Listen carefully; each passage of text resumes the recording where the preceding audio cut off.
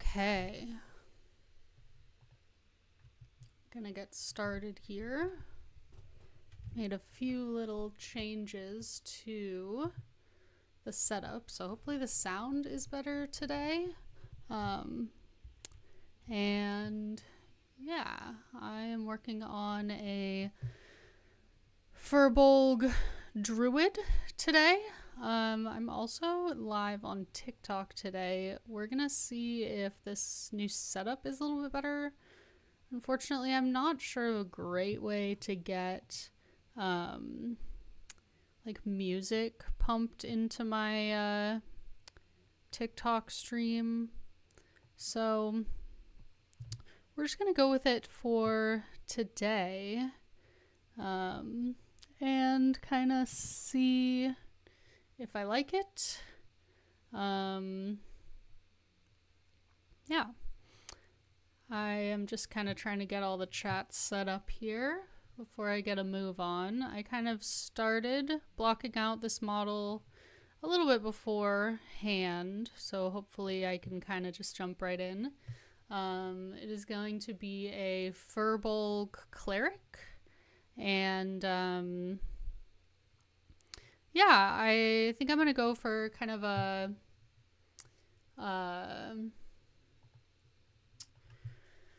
like a leather armor look. I've kind of got a little bit more of an idea today blocked out. A lot of the time I kind of just wing it with models like this, but today I was like, you know what, I'm gonna do myself a favor and do a little bit more of a structured approach. So we're just gonna see how it goes. I also wanted to kind of get the modesty filter going ahead of time. So that being said, we're gonna kind of get a move on here. And first thing I'm gonna do is get some poly paint on the face here. Just so she looks a little bit more lifelike. And I've been looking at a lot of images of Firbolgs. They're one of those fantasy races that is like, it's kind of described one way in the rulebook, but it's kind of like, it's kind of like with how the handbook says tieflings have red to bluish to human colored skin, and everyone on everyone who plays the game is like, okay, but what if purple? And that's just kind of like, everyone's like, yeah, obviously purple tieflings. And I kind of feel like that's yeah, Percy, tieflings are rainbow colored IDK. Yeah, exactly. Like the player's handbook says red to peach colored, and everyone is like, yeah, no, sorry, let tieflings be blue and purple, or I'm not gonna play your silly little dragon game. So I kind of feel like that's how I'm seeing a lot of like Firbolg content of like, you know, they're kind of they're supposed to be like covered in fur and like have kind of like funny I kind of have these like funny, almost like scruffy looking ears, but I'm just seeing a lot of reference content, that is like, no, cute little doe features, doe ears. If supposed to be gray, Wi-Fi wild blood. Exactly. Yeah, I've kind of gone for more of a like periwinkle look here.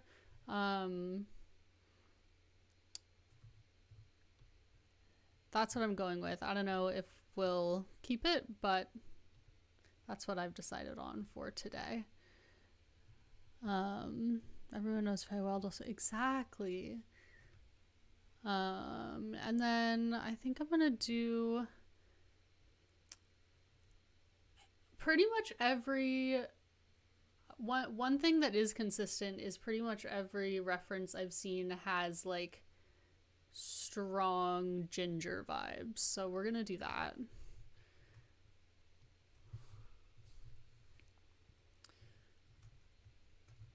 Is that no? I'd agree. Yeah. Thank you. Thank you, Percy.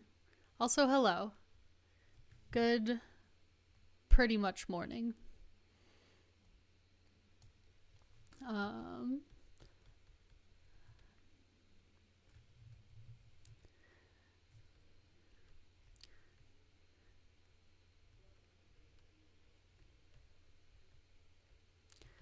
I hope you can hear me a little bit better today. I spent some time like messing around with my microphone, so hopefully the sound is actually decent and you can hear me. I recorded myself for a little bit and then listened back to it, and I was like, oh yeah, you cannot hear me. So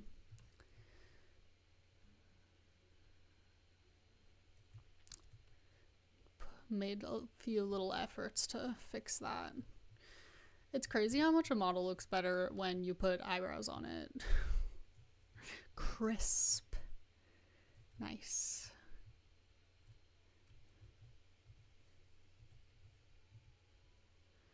Put some little eyelashes on her.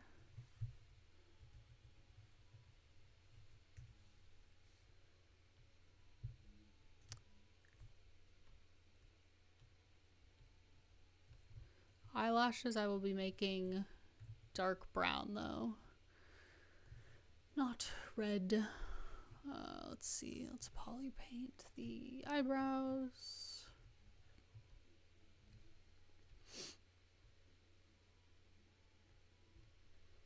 Do like a really dark brown for the lashes.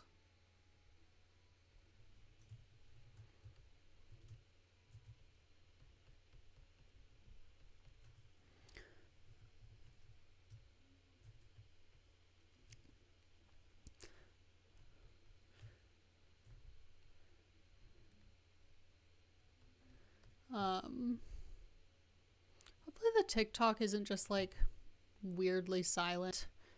I've got music obviously in OBS piping through my headphones, and the problem with me is that I am but one person with one single Spotify account, so I don't have like a great way of piping music in out loud. I could potentially rig up some sort of like speaker situation. I could also test the sound for like if I have the music playing in the background of my OBS stream, I could potentially figure something out for that, but I don't know. I'm feeling pretty good about having figured out my microphone situation for today, so that's what we're doing, but I haven't really done much of a sound check on TikTok.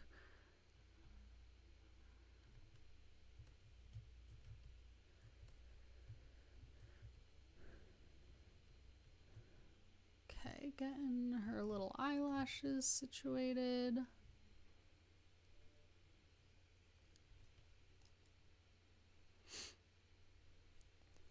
Last week I worked on an Aasimar Cleric Paladin.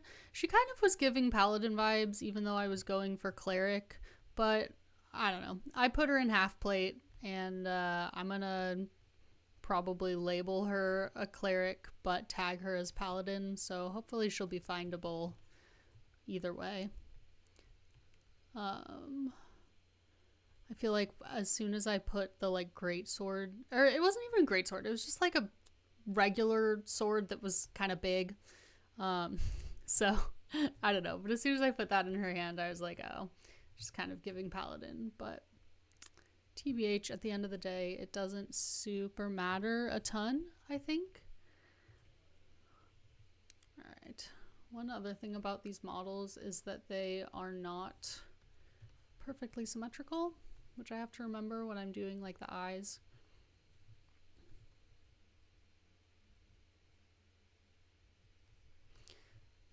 I think I'm gonna make this lower lash. Again, this is just kind of like for me. Okay, that I think is looking pretty decent. I'm gonna put poly paint on the lower lash. Hello? Poly paint on the lower lash. And then merge these two down. Okay. I think I'm also...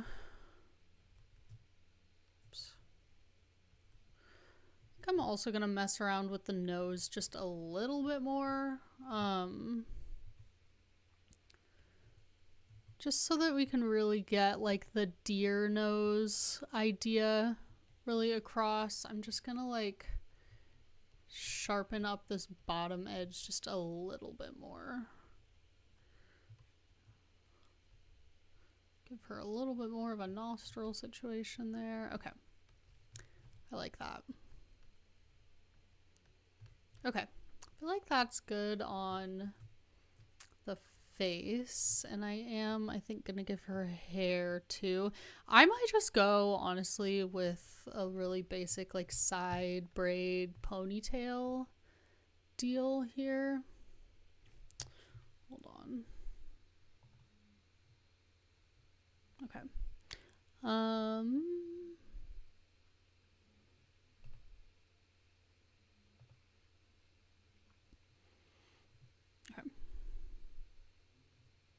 Sorry, thought something was weird with the stream, but I think it's okay. All right.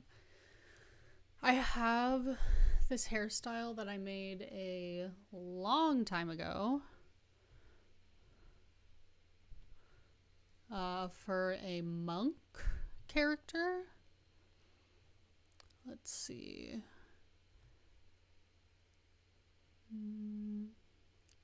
It's like long, yeah, here we go. Long side braid low. I think the scale's gonna be a little bit off, but that's fine. Oh yeah, here we go. I think I'm probably gonna use the base of this hairstyle, like the part around the head, but because I've also seen a lot of like Firbolg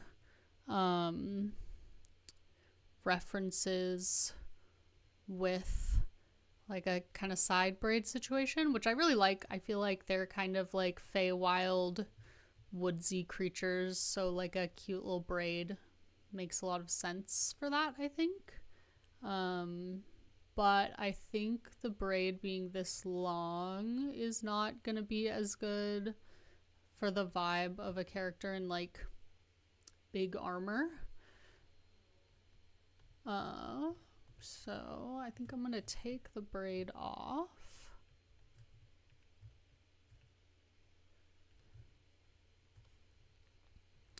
Split hidden.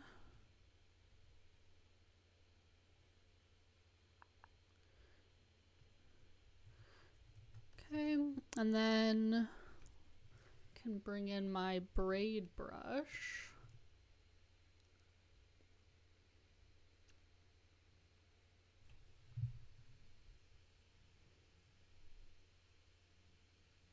Hold on, I'm just gonna look in OBS real quick here. Okay, I'm good.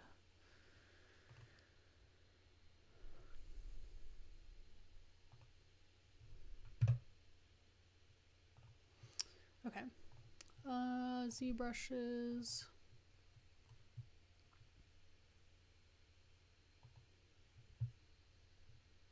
I think it's the braids simple. I have two braid brushes. One of them has a bunch of like fancy schmancy braids, and then one of them has just like a few preset. You can do like 1, 2, or 3 braids at a time. I'm gonna do a little curve modifier here. For some reason, I don't know why, but this brush's preset is to have the braid drawn on from small to big, which I've never quite understood. But what can you do except deal with it, I guess. Okay. I think I'm just gonna do like that much of a braid.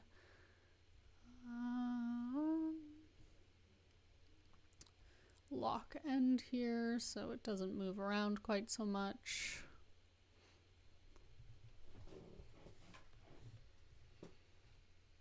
Oops.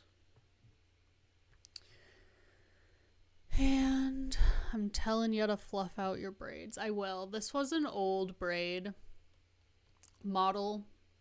I did it. It was like one of the first like hero models that I ever made. And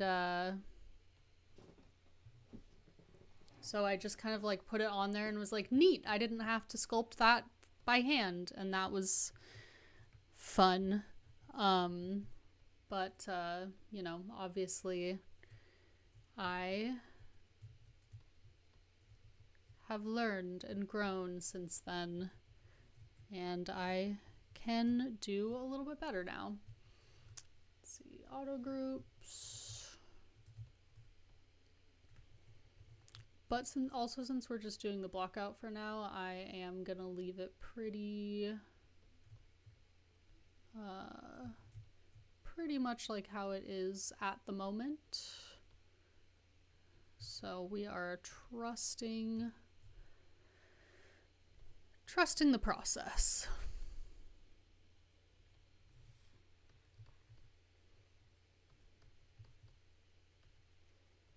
Let's see, I will add a little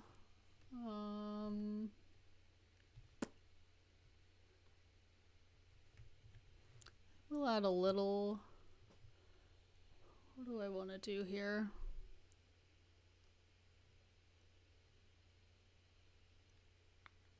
I think I'm gonna just add in a little cone for now. And if I can find one. I mean, the brush goes small to big because it'd be telling peeps to fluff out that, you know what, man? You know what? I'm gonna need to ask you to not call me out like that. I don't know.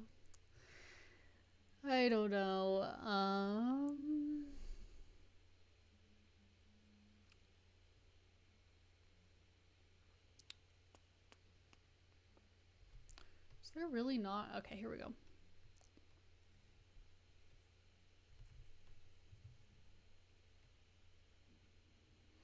This is just the really basic shape for now. Obviously, when I go in and do more on this hair, I will add to it. But for right now, this is how it's gonna look. And then we'll add a little, where is that like donut shape? Yeah. And eventually I'll turn this into like a little scrunchy type situation.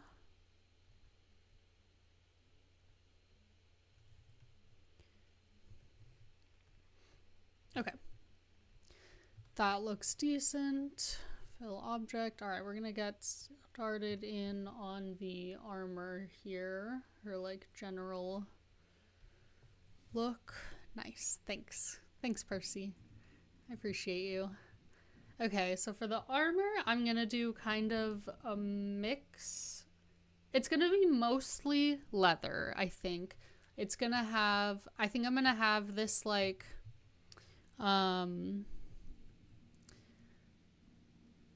vestments kind of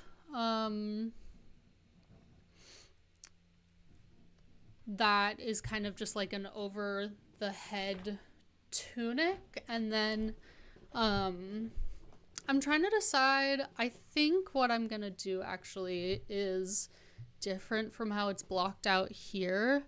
What's the class vibe? The class vibe is gonna be Cleric, nondescript Cleric, because I'm really trying to leave it up to interpretation. But so we're gonna have like a, but we're not gonna do a half plate here. We're gonna do leather armor with like a little half of a breastplate situation under here, but that's really not gonna be the main look.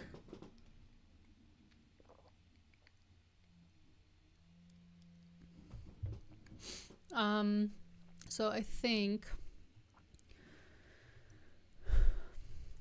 I'm gonna mess with the geometry of this first a little bit. I think I'm gonna do, I think I'm gonna delete these polys so that, I'm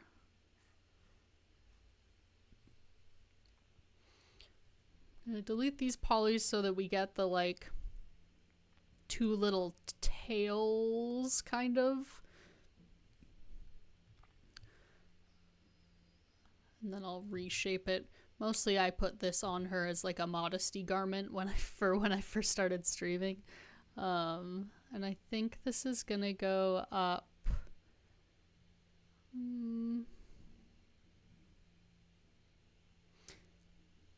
to about here. And then no titties for free. Yeah. I'd pay for that. / I don't want my stream to get flagged. Okay, and then we're gonna like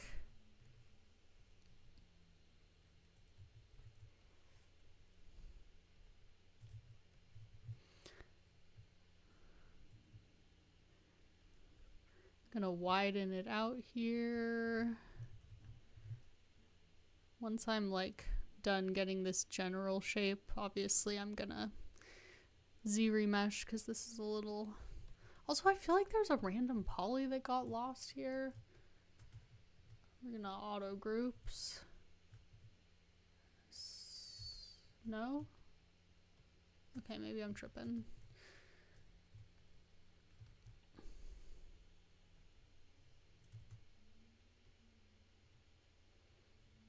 Hopefully this doesn't mess up the topology too much. I really liked what I had. It's giving pantaloons. Yeah, look. It's a trust the process type of garment. It'll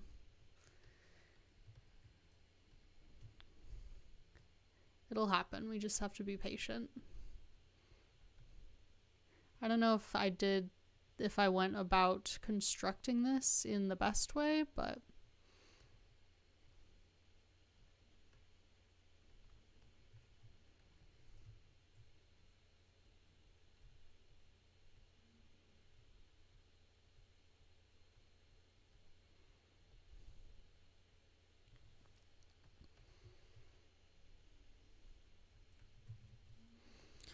do a little crease here. And then hopefully when I polish it, that'll become... All right, that's fine. Here we are. Yeah, for real.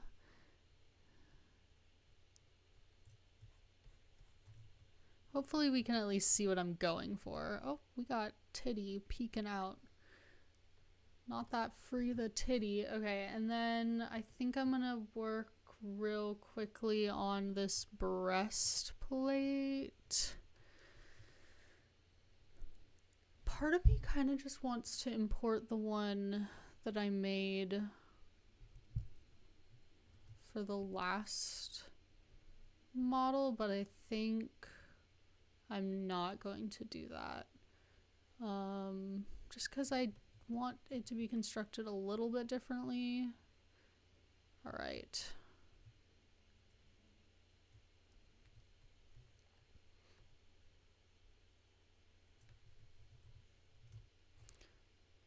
Go down to low subdivision.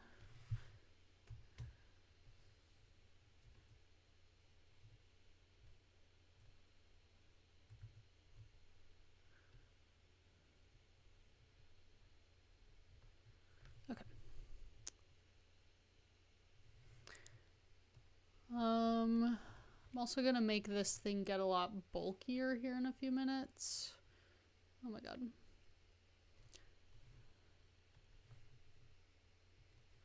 I want this to be kind of like a cream color. And then this is gonna end up being metallic. So we'll do half.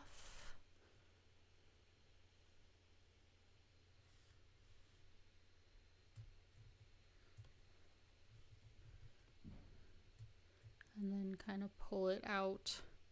Mostly I kind of just wanted want a rounded base for her other clothes to kind of sit on top of. I'm gonna have it hit her right at her waist.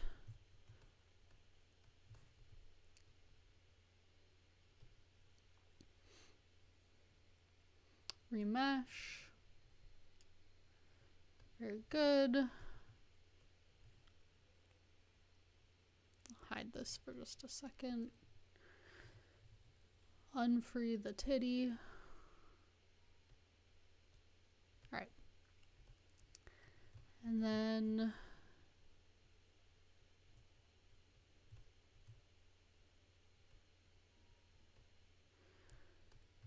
I'm gonna have this be creased here so that I can start getting it looking nice and sharp. Give her a little bit more room for her arms.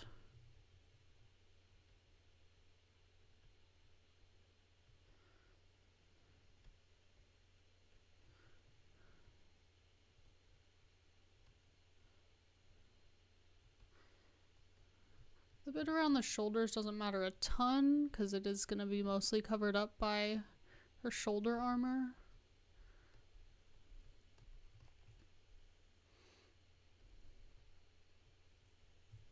Okay.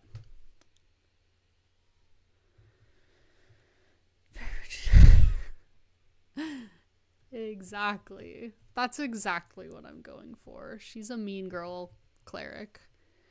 She'll heal you, but at what cost?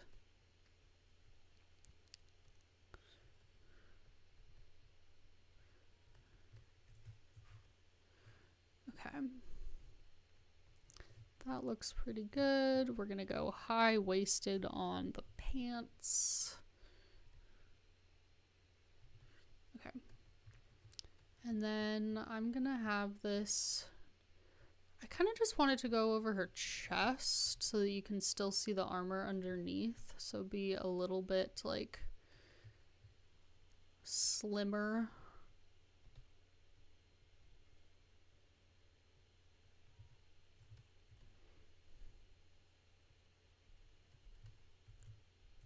And then I'm gonna kind of have this pointed down a little bit.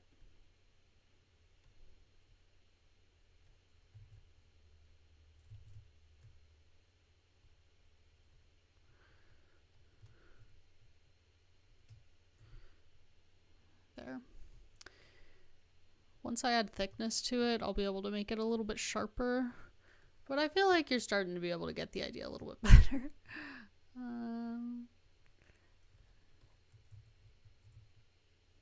Okay.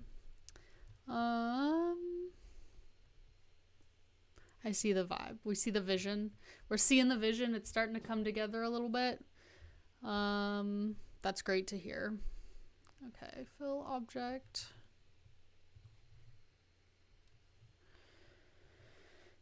It's giving my Ren Fair yes, yeah, exactly. That's exactly what I'm going for. Okay, I think underneath I'm gonna give her a shirt that's a little bit, I'm thinking kind of quilted maybe. And I'm considering quilted for the pants too, but we'll see. But this shirt is actually going to just be sleeves. Fun fact about this shirt, it's just sleeves.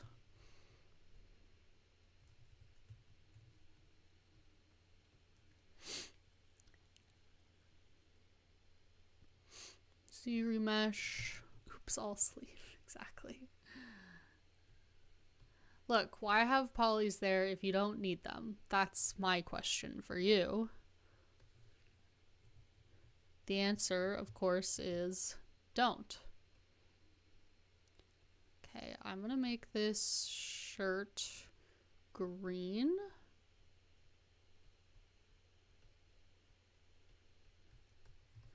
And I'm gonna inflate it just a little bit so it looks a little bit thicker for now.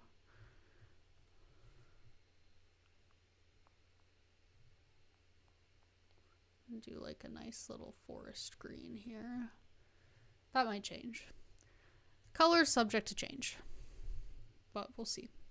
I need to make this mRGB.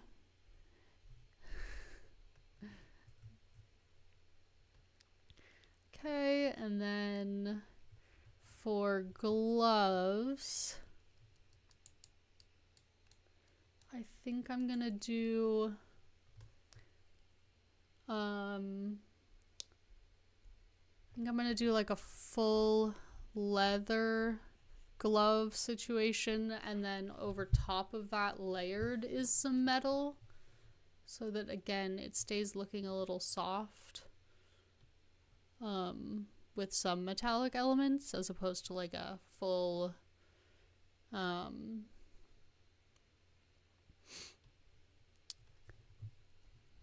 like a full half plate type of deal. And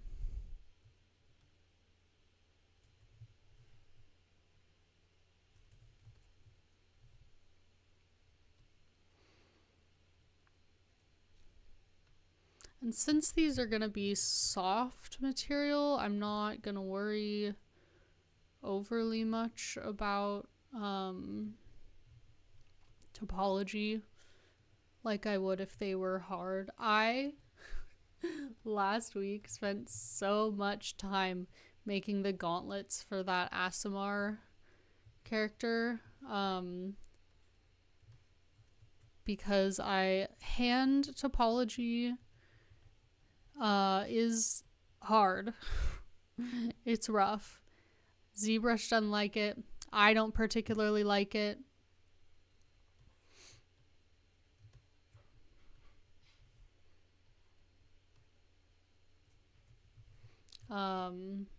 So I ended up kind of extruding and like doing the topology by hand, which was a fun little endeavor, but definitely not something that I want to do all the time.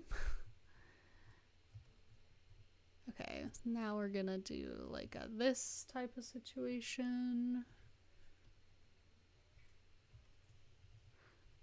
Crazy how much faster I'm working when I already have an idea laid out of what I want to actually achieve.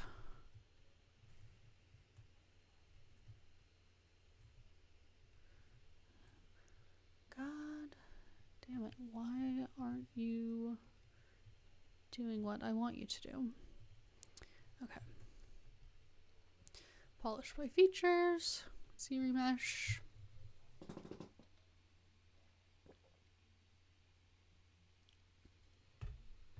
Having a reference versus no reference.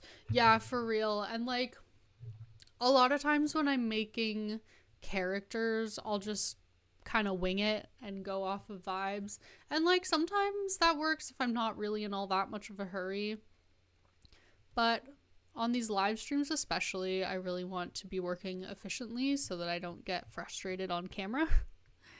Not that that's not a valid part of the process to show. Just that I don't particularly want to set myself up for that. For reasons that I hope are easy to understand. Okay. And then I was gonna do kind of I did have a reference here. Yeah. I'm just looking at my Pinterest here. Some little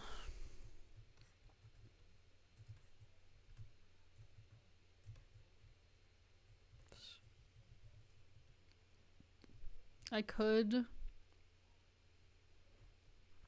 make this part by just putting in a little square, but I feel like this is equally as fast, and I don't have to mess around with doing the curve by hand.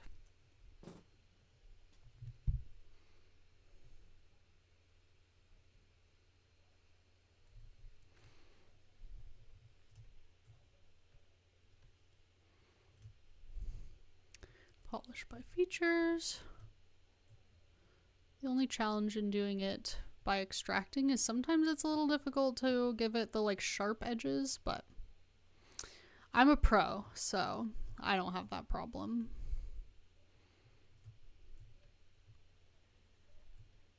Give it kind of a convex?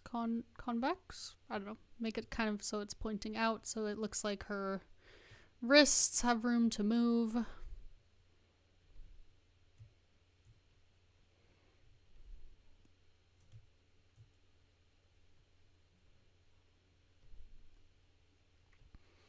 Okay, and then I was going to do another one up here.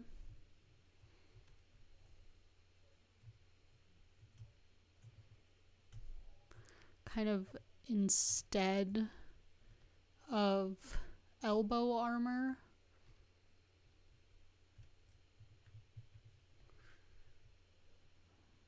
I'm just gonna add a little extra protective piece onto the top part of these. I think they're called greaves if they don't have a finger part.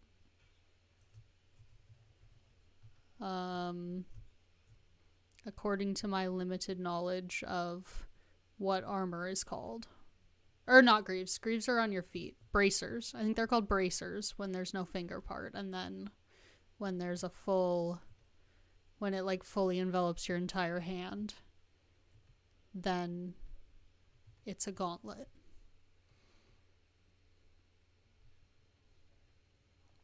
I don't know. When I name my subtools, I always just say like shoulder thing, knee armor, or knee pad or whatever. So it's not that deep. I would really like for ZBrush to give me, there we go, some decent topology.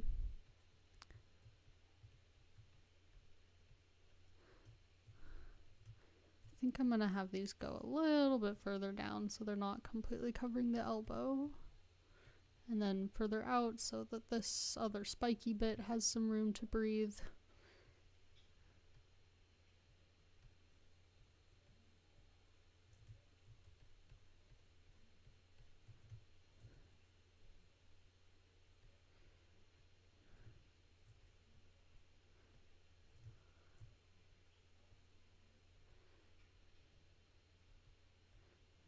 Again, gonna try to keep it kind of flared out so that it looks like she's got room for movement. Okay. I think that looks pretty good. Gonna merge all these pieces down. And then poly paint. Bracers do not include hands, gauntlets do. Yeah, okay, that was my understanding as well. So I'm glad that has been verified. Okay, let's do shoulders, and then I'll give her a little belt, and then I will start, oh, and then shoes, obviously, and then I can kind of start refining some of these things.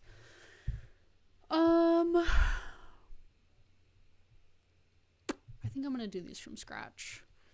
Her hair's gotten a little lost in the sauce. I'm gonna move it a little bit. It's not time to fluff it out though yet, Percy, so not doing that part yet. Okay. Mask lasso. I should have just like a base set of shoulder armor that I import every time.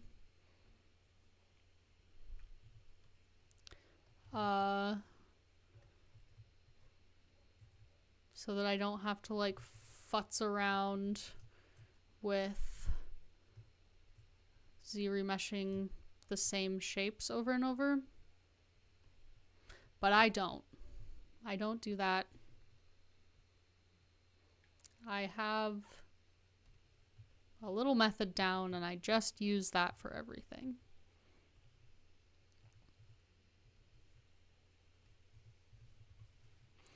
Is bracelet a mash of those two words? Oh, I don't know. Please look it up. I would be curious to know. Because if so, that's so smart. to put that together. Kind of like how I only realized when I was halfway through painting that Drider that the name Drider is a mashup of drow and spider. And I was like, ooh. Am I smart for realizing that, or does everyone know that? I still don't know the answer to that, but I'm just gonna believe that I figured something out. Okay. Polish a little bit, and then we're going to crease this one, I think, and also this edge and this edge.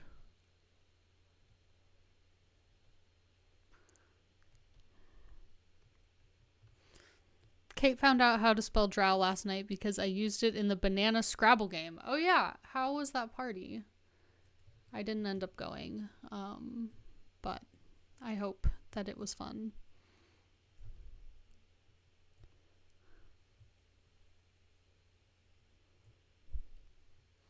How did Kate think it was spelled?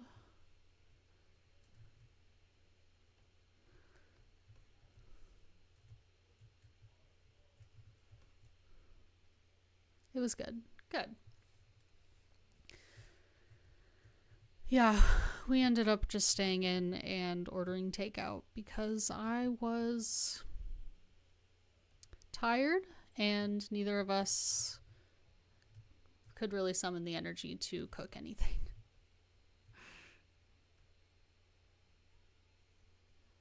Like, like fancy. Okay. Okay, I'm gonna build these up so that they kind of give her shoulders a little bit more volume, I guess. And then I'm gonna go in and add this. I think I am just gonna add little squares onto.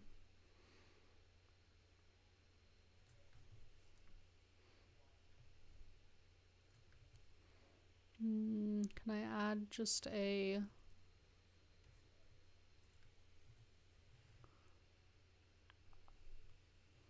I want to add just a plane, but maybe I can't do that.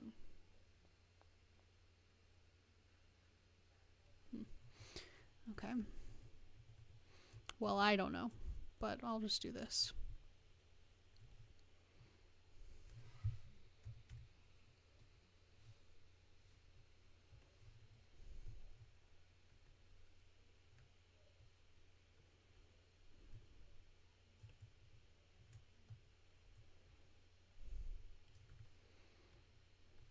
And I think I'm gonna do 3 of these little... I'm gonna make them kinda skinny.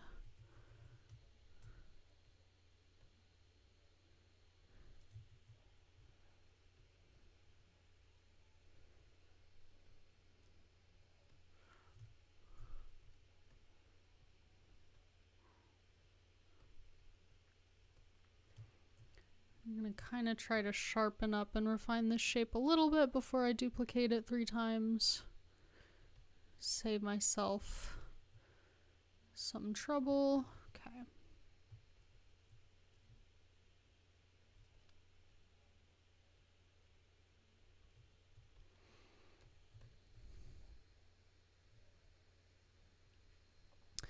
Make this one even smaller.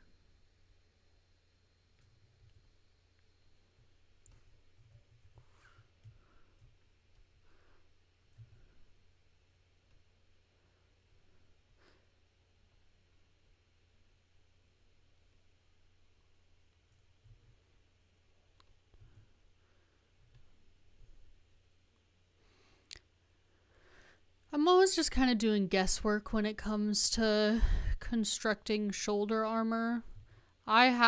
Percy knows, I have worn leather shoulder armor to Ren Fair before, and the way it was constructed was surprising to me. I guess I thought it would be a little more complicated than it actually was, but it was dead simple. So I was actually pretty happy about that. So I'm gonna believe in the lore of Bracer Gauntlet. Armor would be very easy. Yeah, you know what? Don't make it more complicated than it needs to be, is what I've learned over the years. Sometimes when I'm not sure how to construct something, I'll just go look at, what's the name of that website where I bought the armor? Medieval Collectibles. I'll just go on there and like search for the piece of armor and look at how it's constructed, and then I'll be like, all right, that makes sense.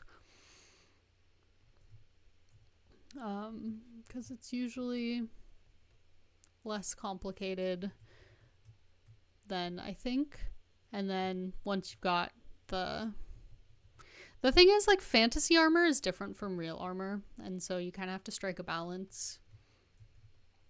Okay, I'm gonna do some little belts here.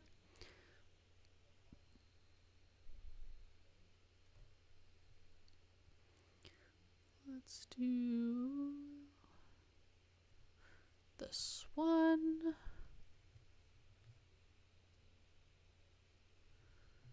Okay, and I'm gonna draw them onto great.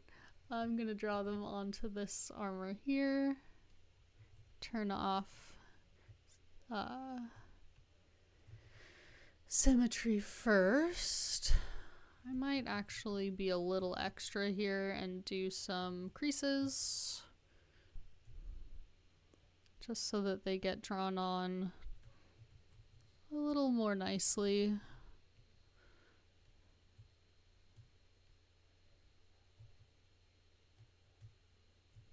Make them kind of big and then split.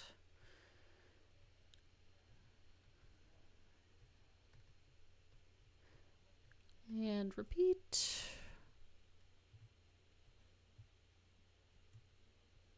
With one that's lower down. Okay, split. And then merge these down. Turn this back on, and then just expand them. Make them a little bit wider around her tummy so that they can accommodate this piece of cloth here.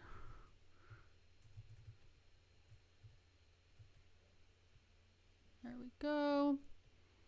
Okay. I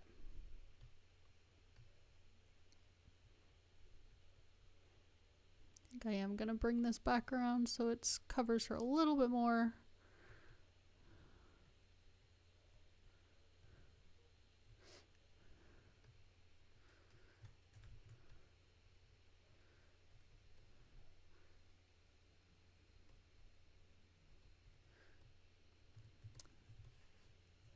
Maybe smooth it out a little bit.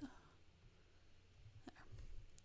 All right, finish up these belts here.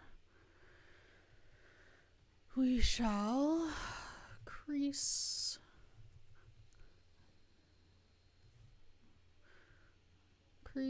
button, and then, oh, it's actually not too bad. polish by features. Nice.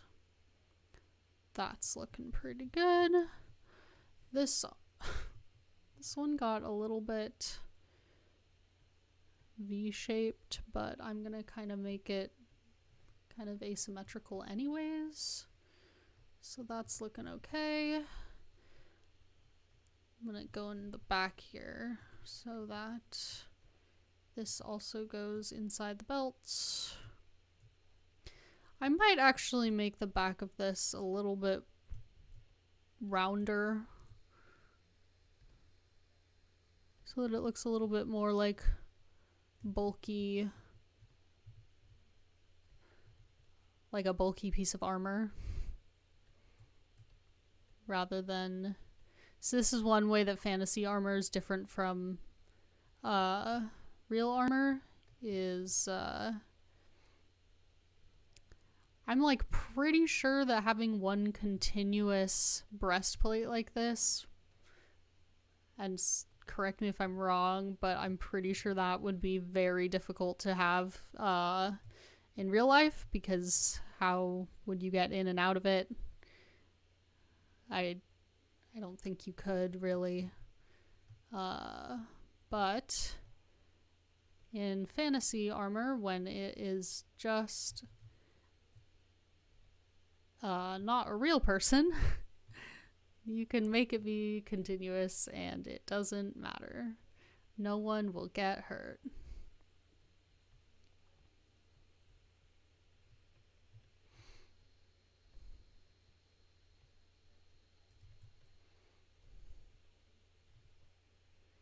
Cut it under the pits and add straps. Yeah, I hear ya.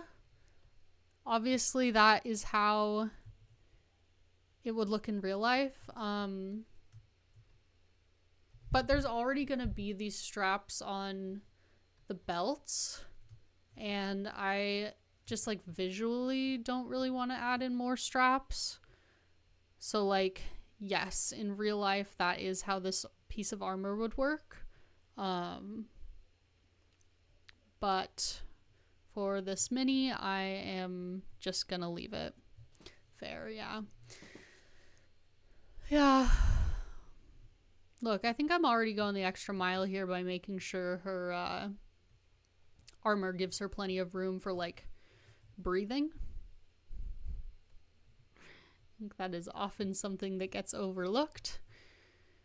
Okay, I might also add a little thing in here so that it looks like her shirt has like a collar that peeks through her neck, but again, it's gonna be an illusion because it's just gonna be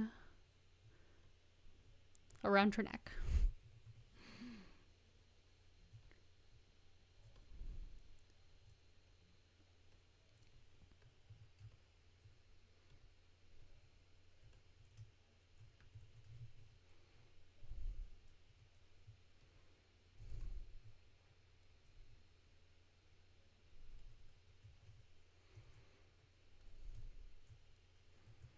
Gonna delete these.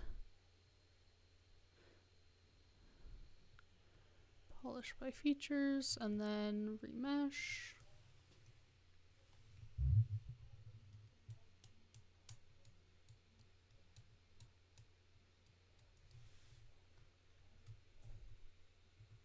Okay. I think that looks good. Make it the same color green as the shirt, and then going to crease this.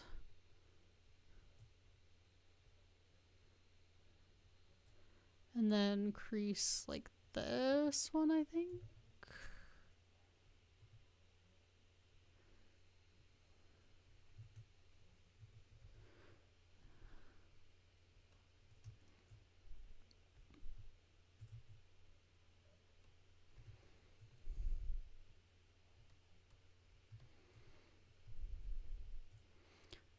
Move this, give her head a little more room.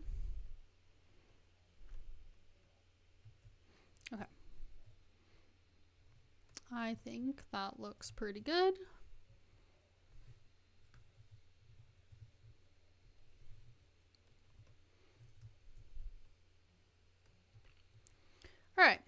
we are getting close to being blocked out here. I'm going to... What am I going to do with these boots here? I gotta give her some shoes. I think I'm gonna import a pair of boots.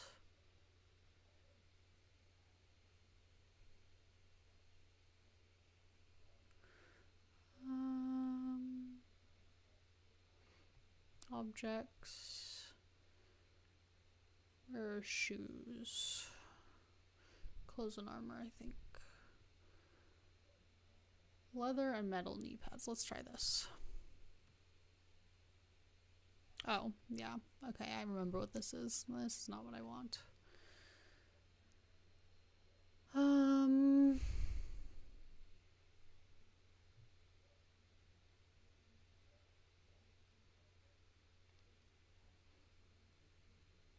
I have a lot of boots in my library that I have made over the years. I'm not convinced that... Well, these ones are alright, actually. And they're pretty low poly.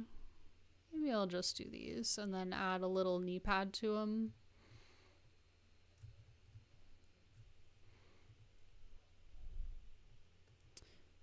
Maybe. Jury's still out, but let's give them a little try here.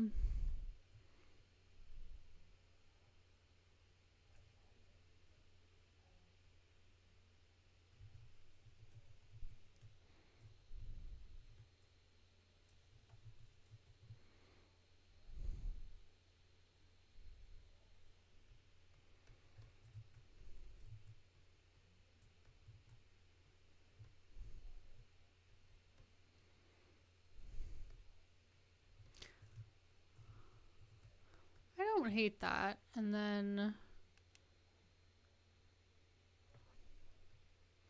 I'm not convinced that I love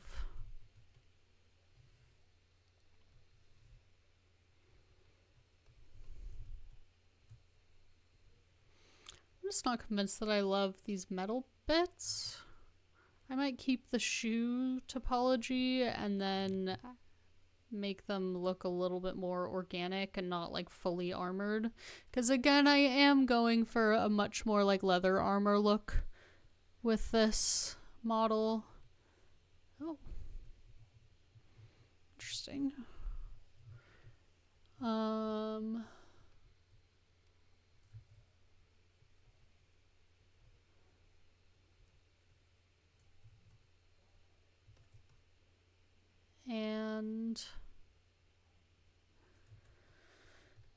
But I think I like that base, and then I can do a little bit more of like a bracer around the knee, I think.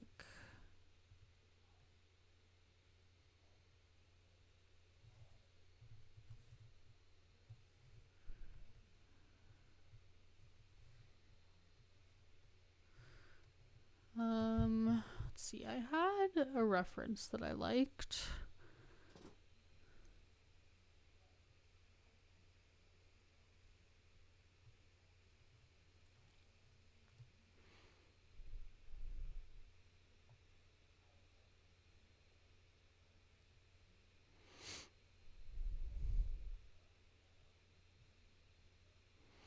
Trying to remember which one it was, though.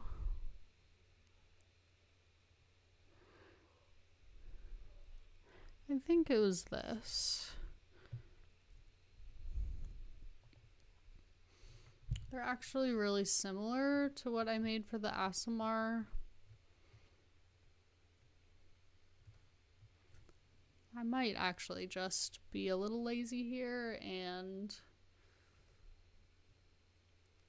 go import those from that one. I also haven't saved this model yet, so let's do that.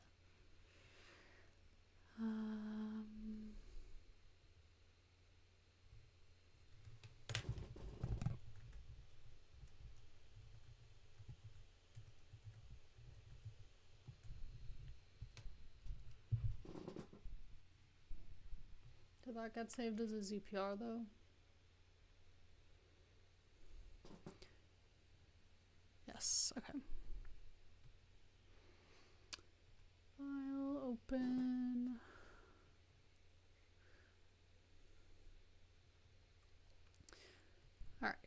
Firbolg Cleric. I need to go back in to this model and save a bunch of the assets that I made for it so that I don't have to open up this file every time I want to use something out of it, because I kind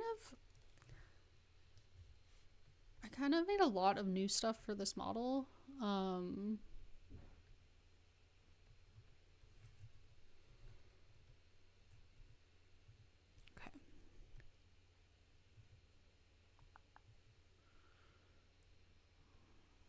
Copy.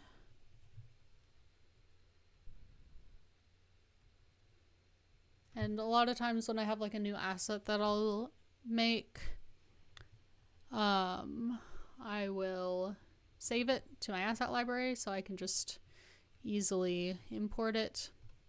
Miguel's here on YouTube. Hello, Miguel. How's it going?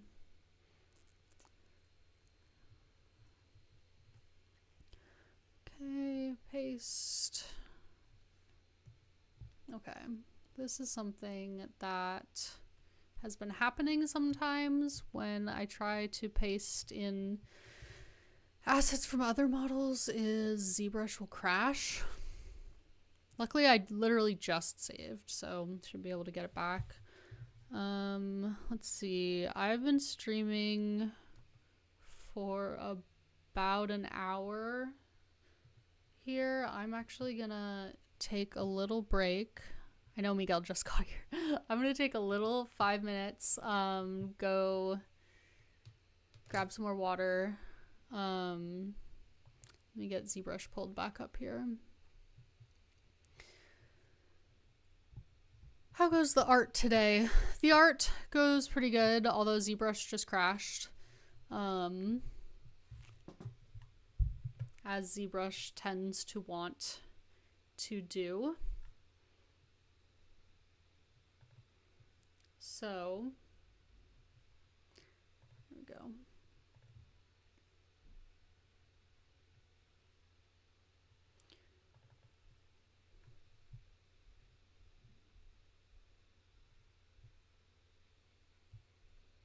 All right. Miguel, the art goes pretty good today. I'm just kind of getting started blocking out this model. Well, I'm about 70% done blocking out this model.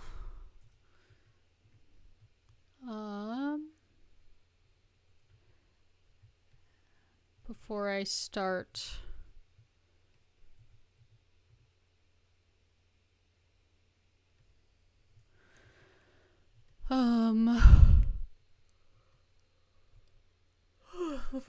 going in and adding detail. Wow, I just completely lost my train of thought there for a second. Gonna move this down.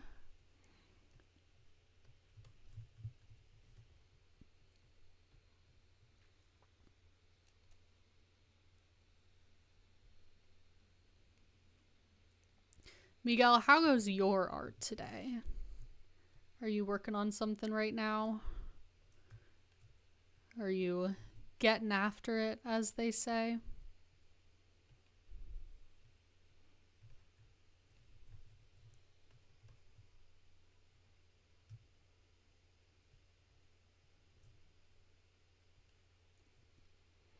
You got this. Thank you.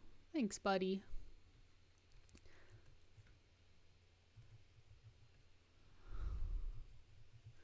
Gonna crease this edge loop and this edge loop. Stop. That's not what I wanted to do, and I think you know it.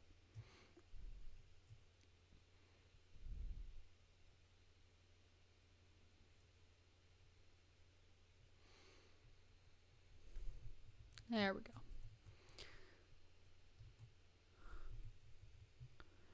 Piece of me is permanently a part of a dragon I just printed. Oh, I want to see that dragon. How big did you end up printing it? I really want to know. And also, have you decided where you're going to put it?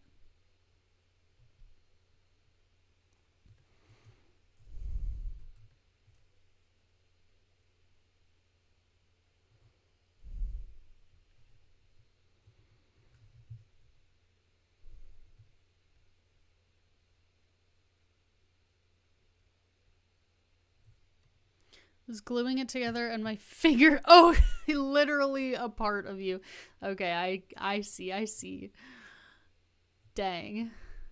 I hate that when your finger gets kind of glued to whatever you're making.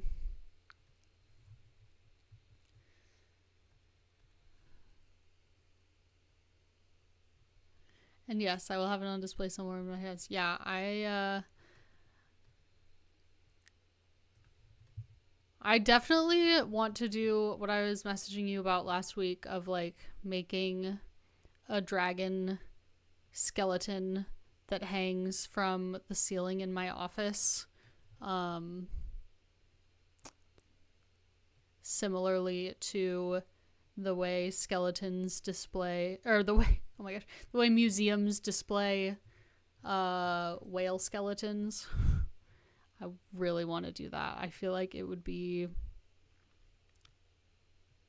very cool and may also be a project that drives me insane when it comes to 3D printing a skeleton.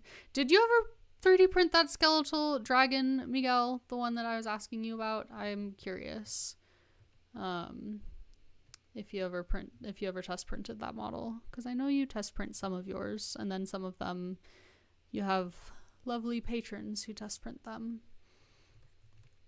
I guess it's not test printing if you're just printing it. But you know what I mean. Okay. I like that pretty well.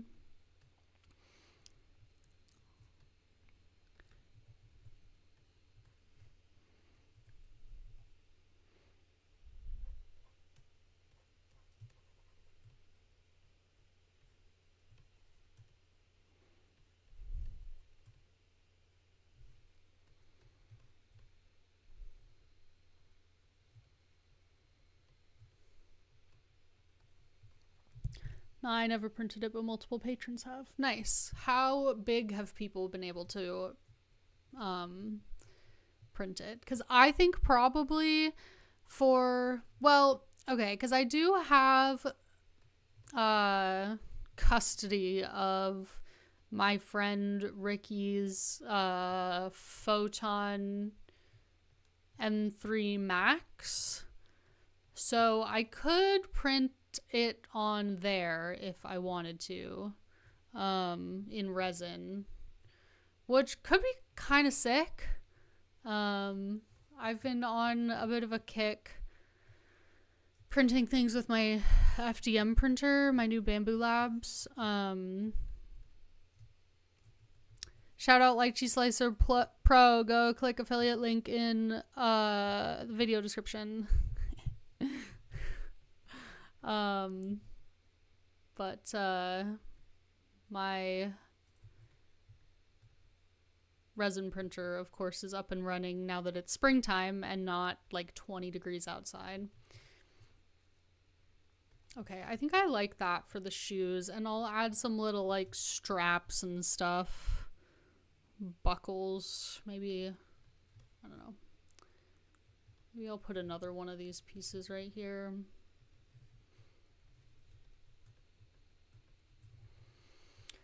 Just another cheeky little piece of plate. I don't know.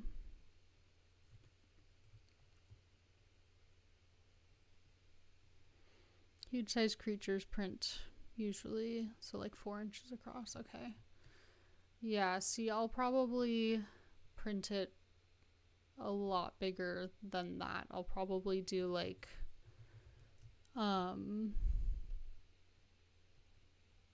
I'll probably try to make it like a foot long if I'm having it hanging from the ceiling. I want to like hang it with like fishing wire and stuff. There's this person I follow on Instagram. I think either I follow them on social media. I don't remember what platform I found her on. But she makes these really cool not just dragons, but that's kind of her like main thing. Is like dragon skeletons that she resin prints and then puts in like little like glass display things. So it looks like they're like taxidermied skeletons that you would buy in like a curiosity shop. And that's kind of where I got the idea from. Like, super talented. Her stuff is like gorgeous, and even if I like base my thing off of hers, obviously it won't be as cool as something that she makes, but you know, I have all of the required craft supplies for that project, and a lot of the foundational skills that I think are required to make it. I know how to print stuff. I know how to model. I know how to paint.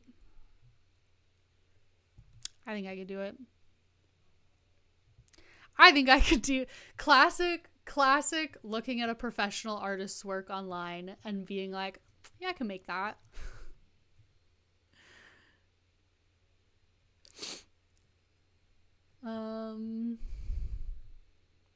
Okay. Trying to decide what I want to do next. I think the answer to what I want to do next is take a little break, run to the restroom, grab some water, eat a little snicky snack.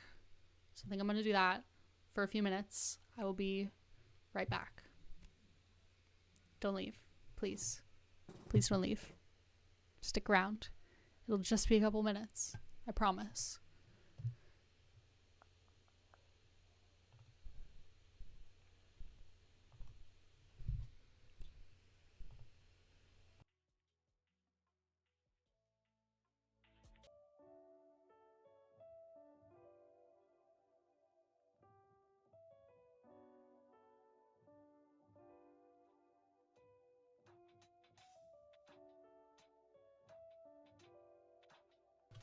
Okay. We're back. My camera. I would really love it if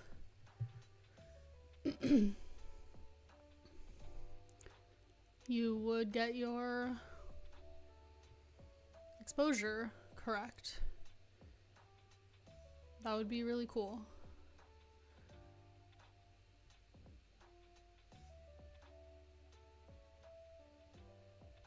Okay. Not quite sure why we're struggling here, but that looks better. All right. Back to it here. All right, we're pretty much all blocked out here. I think I've got all the major elements that I'm gonna want.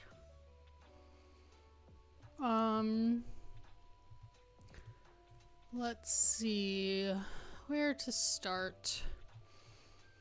I think probably on these bracers. I want them to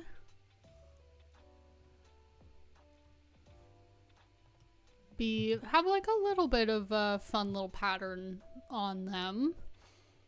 So I'm going to extrude, polygroup all, start with this one, inflate so that it completely intersects with the skin.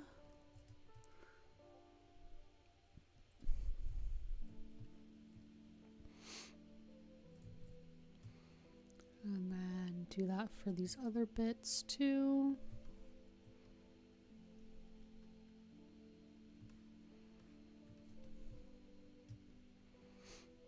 Inflate. Inflate. Okay. So now they have some thickness, so we can start doing some more modeling stuff. Crease, and then let's see. I think I might make it look like there is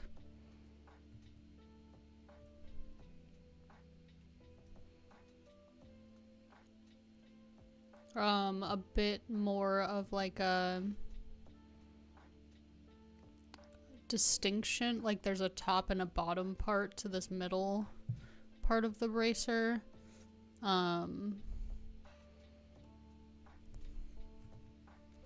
So if I crease here and here maybe.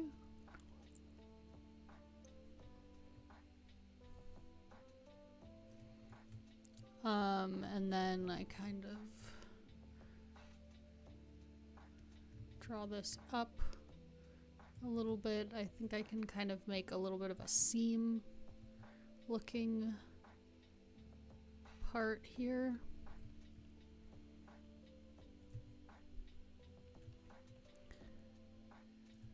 And then use extrude edge face. Hello, please don't tell me I'm too late. You're not too late. Welcome, it's great to see you here. I just got back from a little break, so I'm gonna be here for probably another hour or so. I am trying to decide how far along with this model I want to get today. But I'm working on making this Firbolg Cleric. She's all blocked out and I'm just starting to add in some detail. So let's see. I think I'm actually gonna make this a different poly group.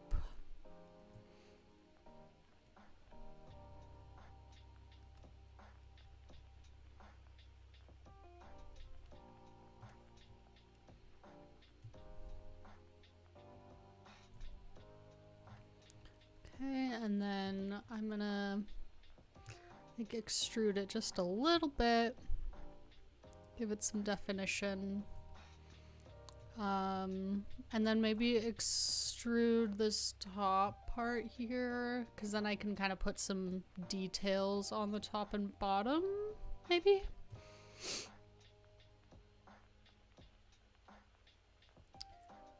I'm gonna polygroup this island. Okay, cool. Looks really good. Thank you. That's really nice of you to say. I appreciate you being here. How's your day going? What are you getting up to? You're a decent amount ahead of me in time zones, right?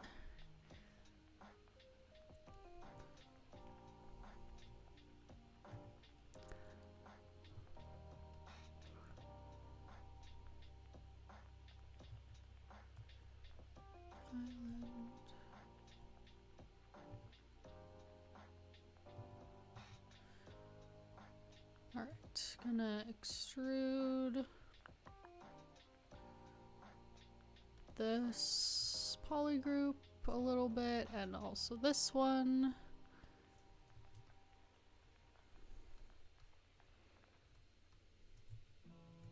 And then I actually like how this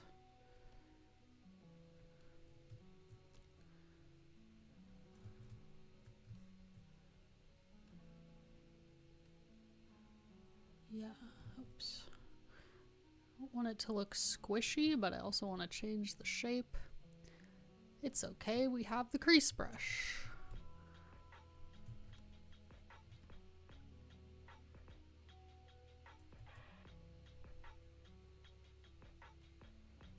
I don't know how, hold on.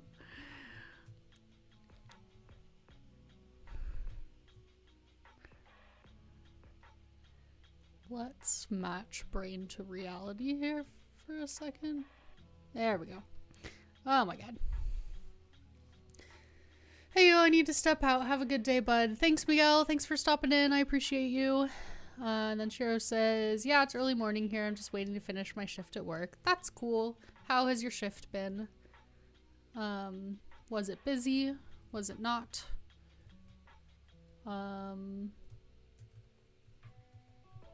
Did you have a nice time? Did you work with coworkers that you enjoy?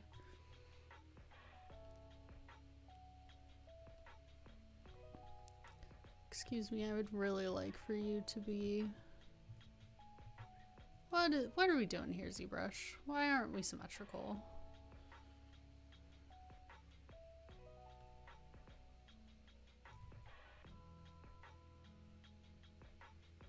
There we go.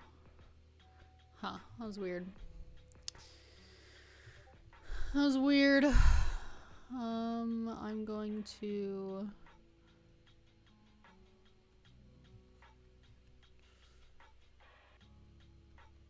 crease these edges. Crease this edge. Please, I'm begging. I have a family.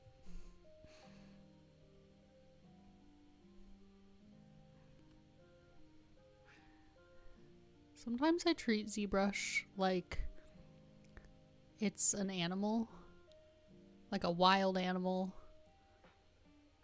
that I have to, like, I don't know, wrangle. So if you ever hear me begging for my life, that's why. Zbrush, I'm convinced, is a living organism, especially 2022 Zbrush. If you have a perpetual license, it has not been updated since Maxon decided to stop giving out the perpetual licenses and giving out updates to people with perpetual licenses. So it's not been updated since 2022, and I kind of think that since it's been left to its own devices for the last 3 years, it has maybe gained sentience and is a little bit of a grump.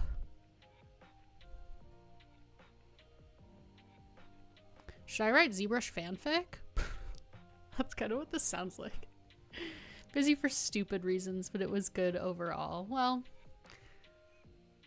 that's better than bad overall, so.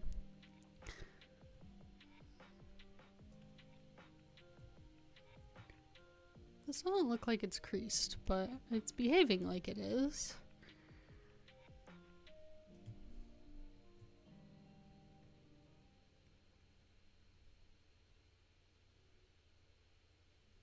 Why does it keep saying it's not symmetrical?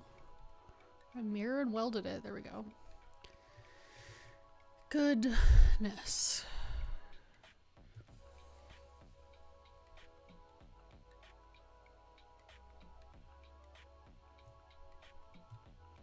Insert single edge loop.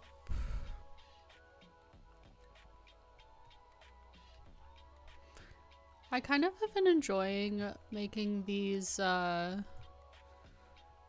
like hard surface pieces. I was doing a lot of like organic modeling for a while, which is fun. But I do like kind of being able to mess around with ZModeler. It's a really fun tool. I think it is often underappreciated because ZBrush is not generally used for its modeling capabilities, but I like it. That could just be because I don't really use any other software for modeling, but I like ZModeler. There, I said it. I'm in a mood today.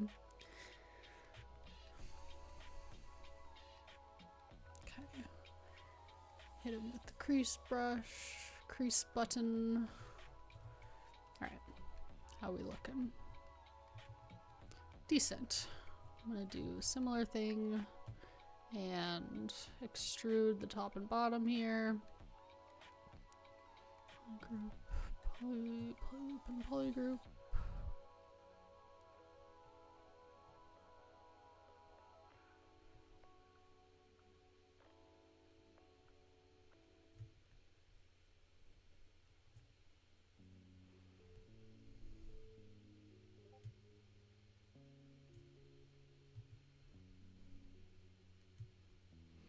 Then we'll extrude this a little bit, just to give it a little bit of visual interest. Okay. Hit it with the crease brush again. And then, excuse me, I'll do something a little similar on these, where I'm just going to crease. Not symmetrical again. Again, I'm not quite sure why it keeps doing that. But I will crease these edges here.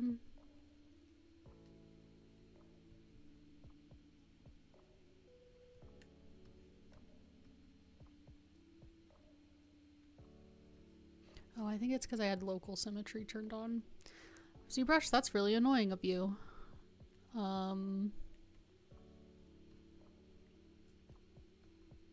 That's all I'll say.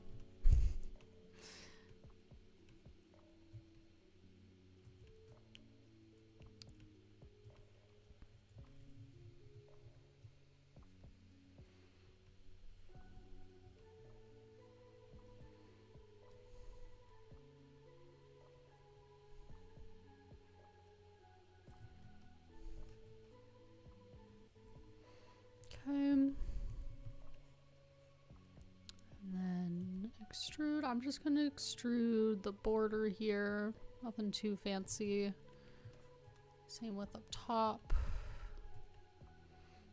Crease these edges.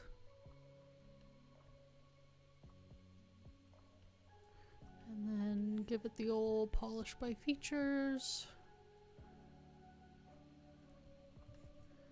And then extrude polygroup border. There we go. Crease.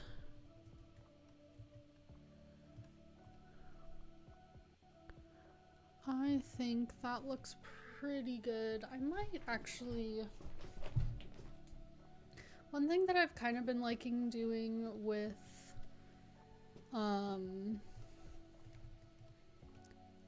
like metallic pieces is uncreasing this upper interior edge so that when it gets subdivided, it looks a little bit rounded. I don't know, I just kind of like the look of that. I don't really know why, but there we are. Okay. I might do a little bit more shenanigans here.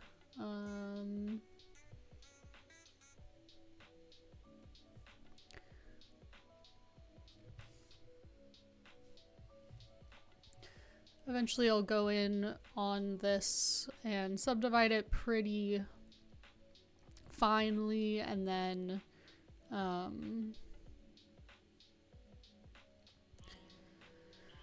go in with my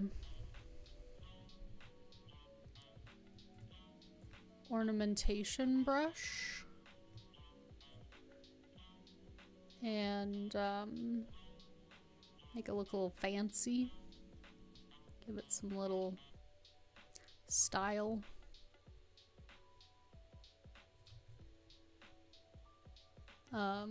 But I'm just gonna kind of try to build some geometry into the general layout of it first. I'm being a little sloppy here, but I don't think it's gonna matter eventually.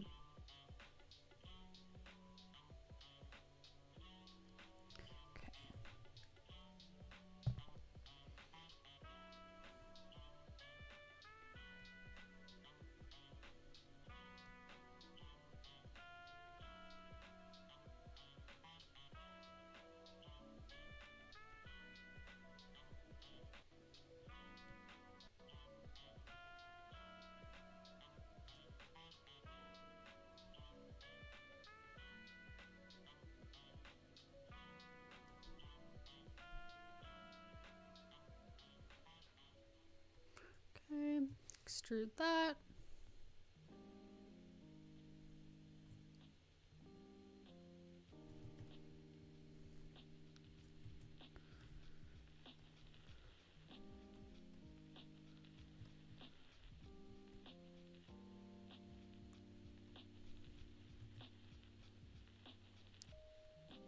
Nice, okay, I like that.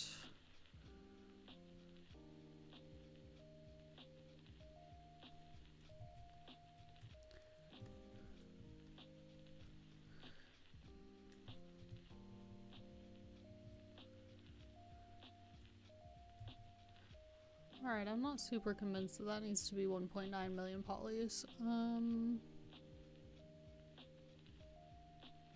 But should we do it just for fun?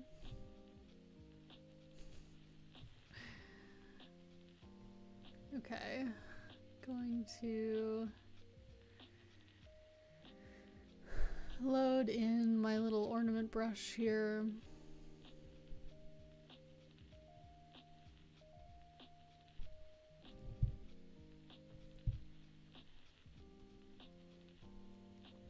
I might keep this pretty simple. The thing I've been wanting to kind of keep in mind with these cleric and paladin models is that people are going to want to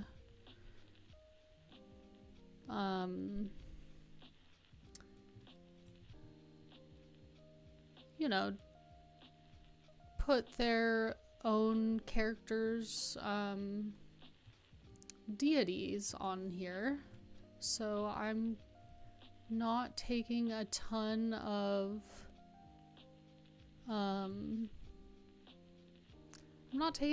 creative liberty when it comes to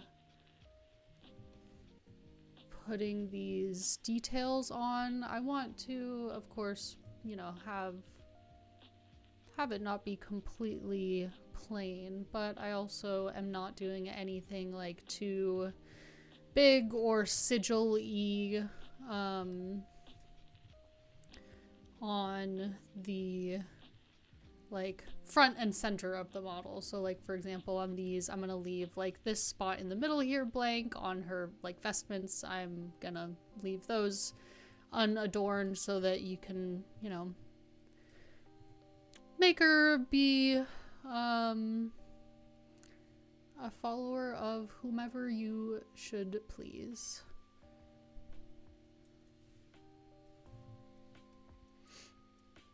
Let's see.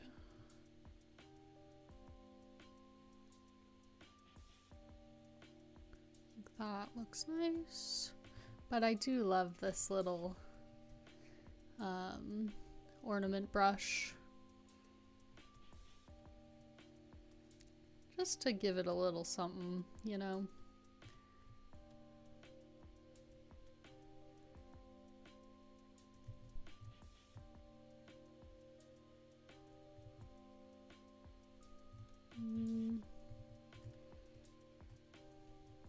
There.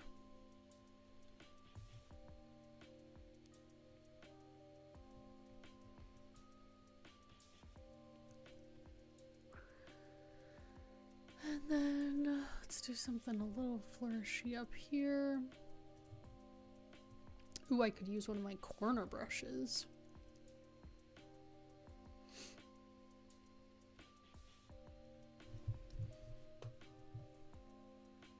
Actually gonna pull up there's a little cheat sheet PDF that shows you what all the patterns are. For some reason, these flourish ornamentation brushes are split up into like sets. So like there's, you know, 160 little alphas here, but they're split up into like 8 brushes, and I don't really understand why, but they're not really given descriptive names. But they do come with this little PDF that that has all of them like kind of spelled out, or like has images of what's in each one, so that's something, I guess. And that does look cool. Thank you. Yeah, I really like these little ornament brushes. I think they're really pretty. You know, you kind of have to be a little smart with how you use them. If you just throw a bunch of this stuff on there, it tends to look a little lazy by itself. But I think you can generally get it looking pretty nice. I really popped off using it when I made one of the stretch goals for my last Kickstarter, the royal carriage. I just completely decked it out in all of these like gaudy designs, and okay, yes, this is the vibe for sure. And I'm not sure if I like this one though. I might do one of these longer ones. But yeah, I really decked it out. It turned out really good, but it's so extra. It's this one. Oh yeah, I like that. Okay. Gotta get the orientation right though. And it's sitting in my shed waiting for me. It's all like primed and everything. But it's just waiting to be painted, and I'm a little scared because it's got so much fine detail on it, and I don't really want to mess it up because it's super pretty. I also printed it with my FDM printer in like Barbie pink sparkly filament, and I really love that. I don't think I'm gonna paint that one though. I think that one's just gonna remain pink, and honestly that might be the one that just ends up going on the website if I end up letting the fear overtake me and not ever painting the resin one. Because the resin one, the details came out like super nice and pretty. But that also means there's lots of room for error.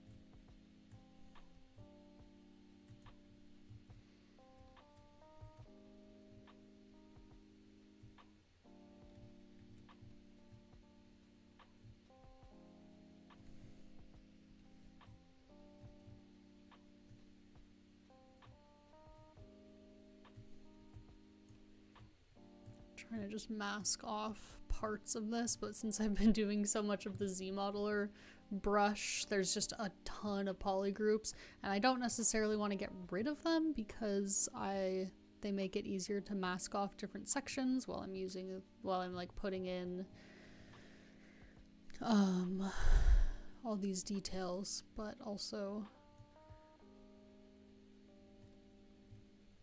you have to be a little bit fussy, which is the trade-off.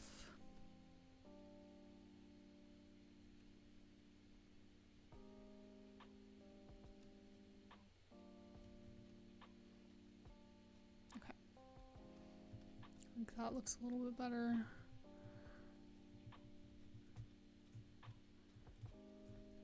How did it turn out? The carriage turned out really cool. It printed really nicely, which was surprising. It is not. It was a very self-indulgent model in the fact that I made it knowing that it was going to be a pain in the ass to print, and it's got a lot of flat sections that print directly perpendicular to the print bed. And as I was making it, I was like, I know this to be the case, and I simply do not care. So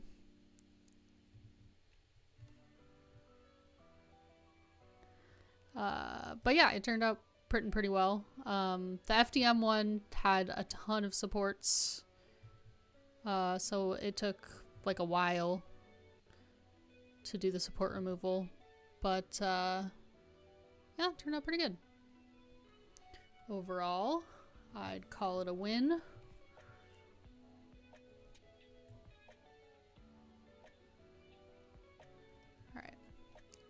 Say that is looking pretty good. Go back in here and do just some little flourishes here.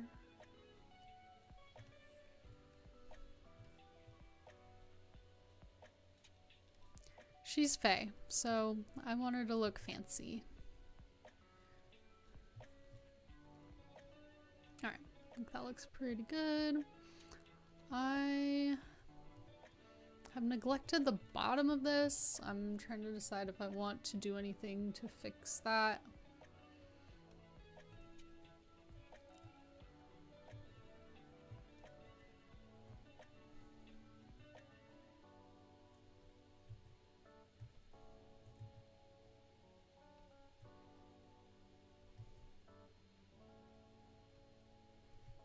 I think we're just gonna do something kind of basic. Hello?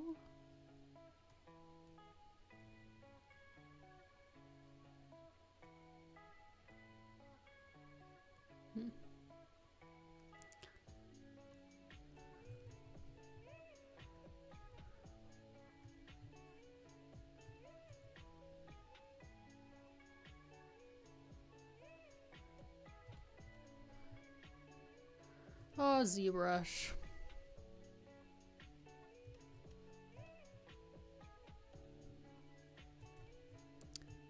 When my husband and I talk about our little dog that we have, his name is Zuko, and a lot of the times we will just look at him and be like, "Ah, Zuko, what a little guy," because he's just a little guy. And that's kind of how I'm feeling about Zbrush right now. I don't know. Zbrush has me in a mood today. That's all I'll say about that. Zbrush, what a little guy. I'm telling you, I feel like Zbrush often has the vibes of a sentient creature. I kind of want to put some little hardware looking stuff on this.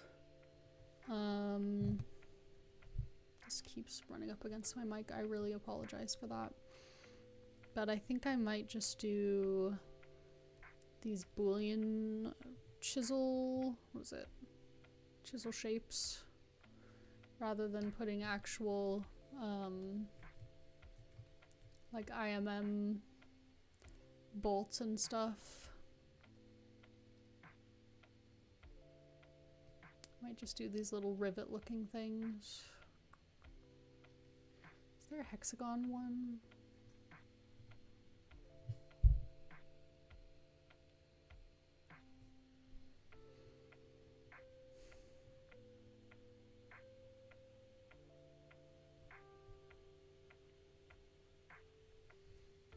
Let's do this.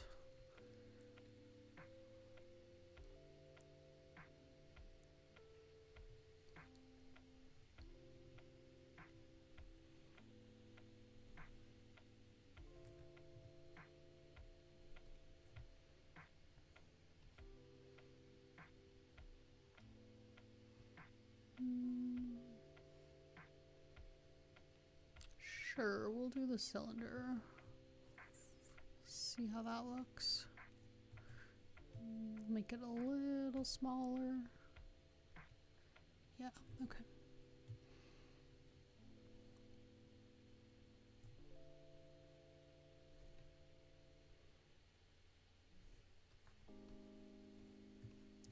just want to look like it's a little bit constructed underneath all of the like fanciness.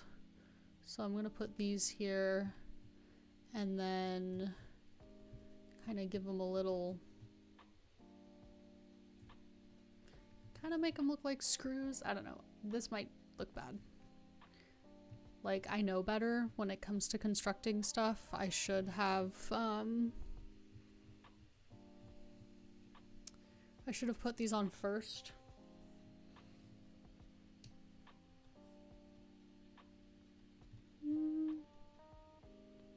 That actually looks okay. I don't know. It looks fine, I guess. Obviously it's really ugly up close, but if you zoom out, it's actually not too bad.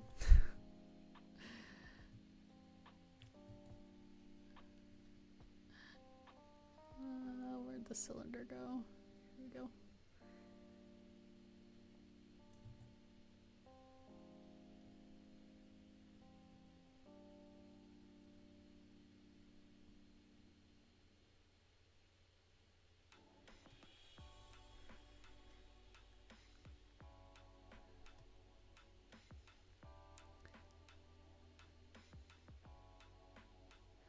Okay. I'll at least try to line up these lines here. There. I don't hate that, actually. Oh my, okay. Alright. Gloves, huh?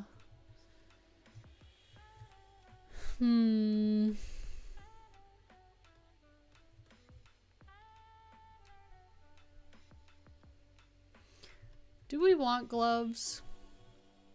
Or do we just want to have the sleeves come down? I forgot that her skin was blue there for a second. And I was like, oh, what's underneath her gloves there? Why is it that color? And it's because her skin is blue. Okay.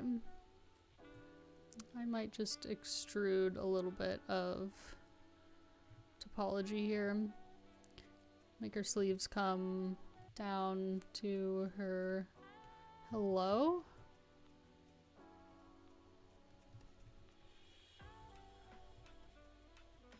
There we go.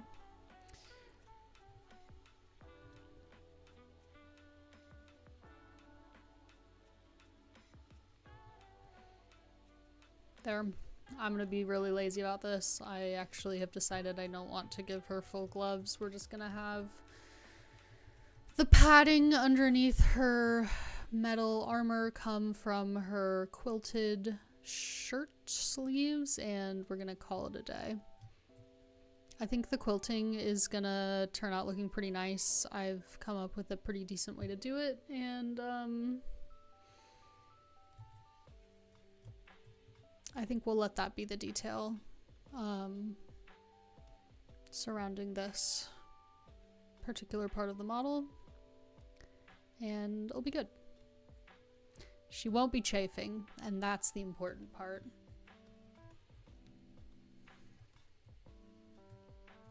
Okay, I'm gonna work on these pauldrons a little bit.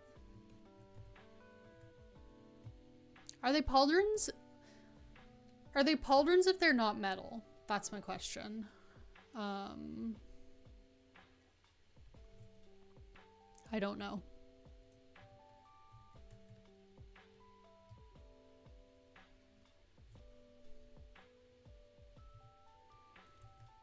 I recently went in and updated a few of my models. Maybe some big armored gloves like a knight's gauntlet. So I like that idea. And I can actually, I can import, well, I can try. I can import the gauntlets that I made for the Aasimar. Here, let's do that. I'm gonna save just in case. Zbrush has really been liking to crash. when I try to import subtools from other projects. So here's what I'm gonna do. I'm going to open up this.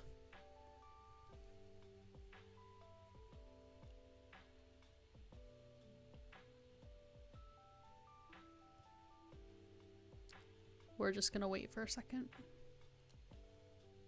Okay. And we're going to save these.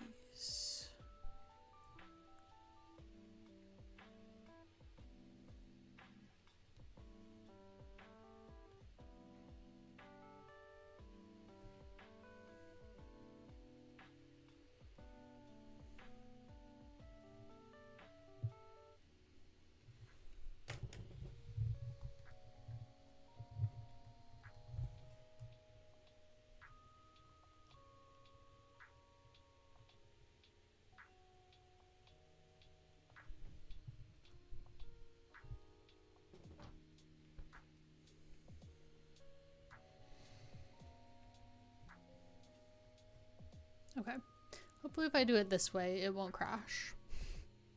But I'm gonna try to bring these gauntlets in because I made them for this model I made last week.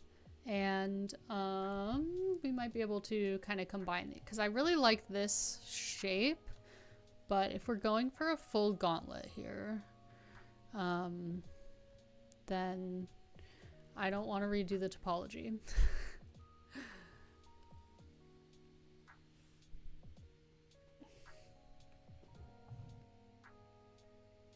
Gotta take a moment for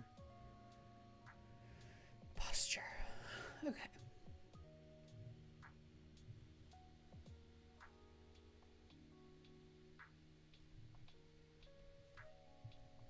Please don't crash.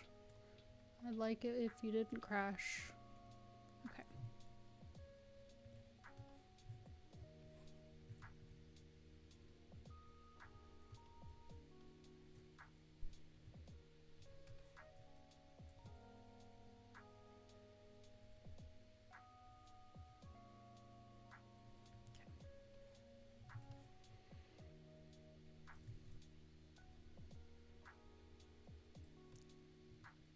Excuse me.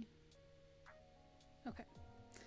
I don't know why, but when I was working on that model, the scale got really out of whack. I don't know what happened, but okay. I really like how I was able to get this looking pretty hard surface-y.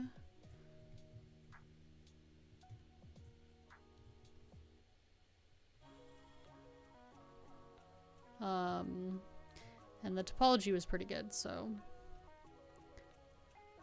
when I tell you this took me like a full hour. Okay, and then probably what I will do is just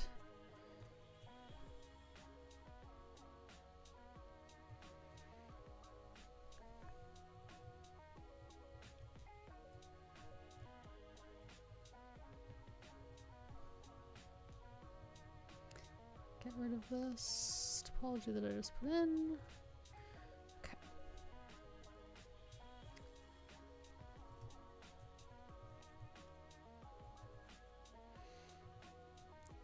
And then have it go so we get rid of this poly loop.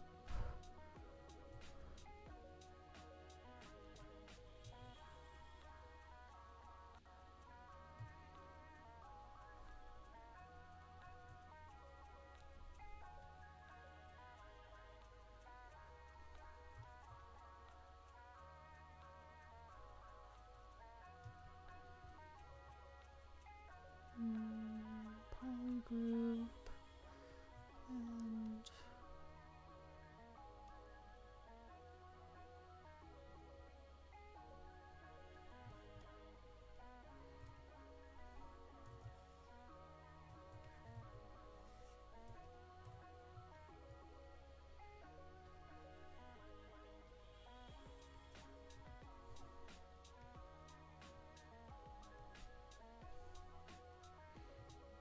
All right.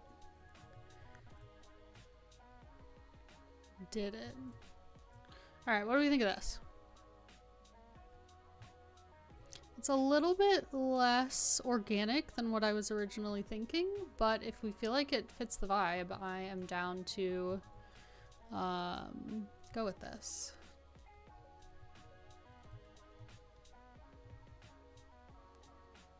Might add a few more creases here though, just to make it look a little bit more.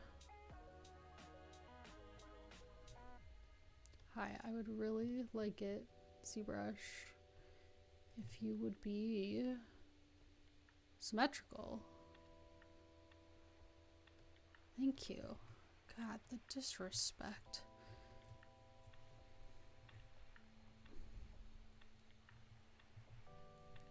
The only thing I don't like is, well, that's not true. I dislike a lot of things. I don't like a lot of things. One thing that I don't like is that when you import models into Zbrush, even if when you exported them, they were all nicely creased and everything,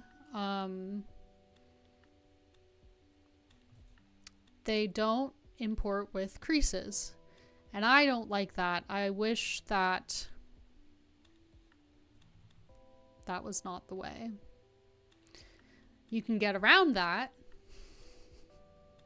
This is just gonna turn into me on my friggin' soapbox. You can get around it by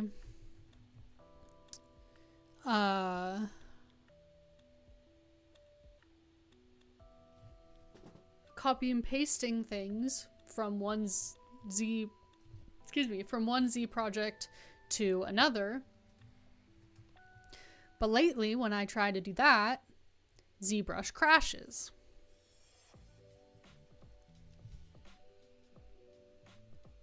I don't know. I just don't know. Don't ask me, for I do not know.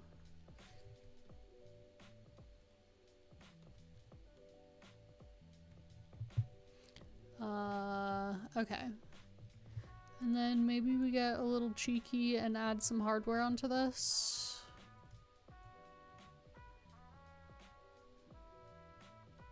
I don't actually...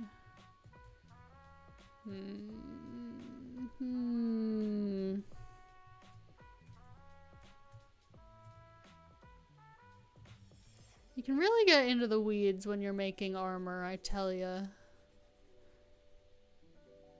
Which for me, as someone who is pretty fussy,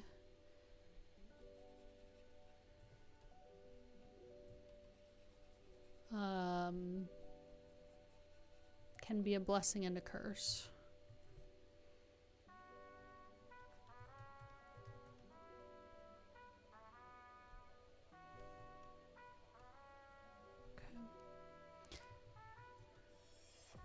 Okay, I like that. Let's add some little nuts and bolts on here. Make it look like it's a constructed hard surface object. What? Crazy.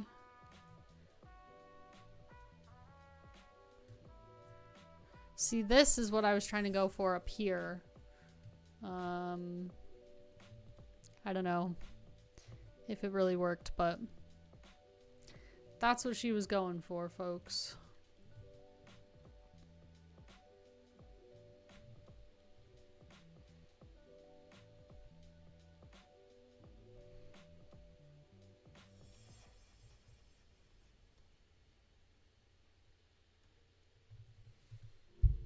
Okay, this is silly. That does look good, but I'm biased to sweet looking armor. Yeah, I too love it when armor looks frickin' sweet. Okay, I'm gonna stop messing around with these gauntlets for a while. I think they're in a pretty good place. I'm gonna go start working on these some more. These shoulder pieces. These ones are gonna stay leather, I think. And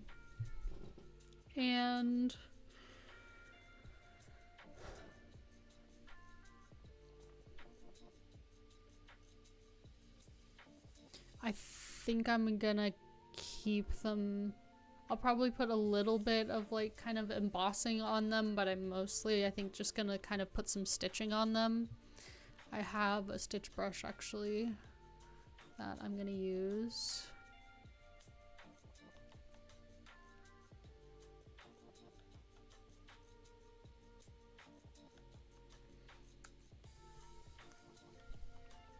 Little IMM brush. And I think I'm gonna do single stitch and how do I want to do this? I think I'm actually gonna insert a poly loop.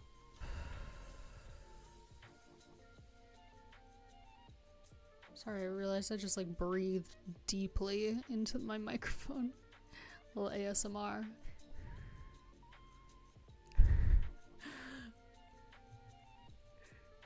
Okay, and then we will crease. We're actually just gonna crease these edges by hand. Which again is a little fussy, but we out here.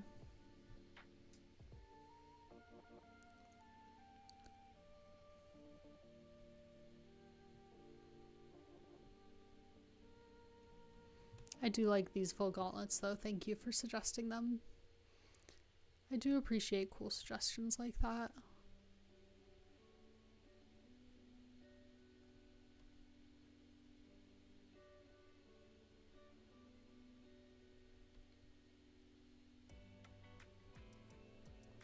Okay. I want these stitches to look really clean and I don't want to mess with them a bunch, so we're gonna try for this.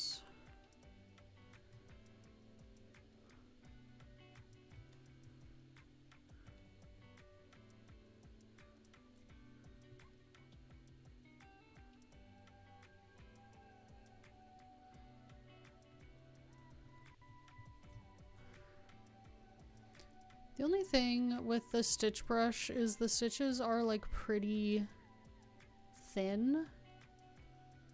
How's that look? I think that looks pretty good.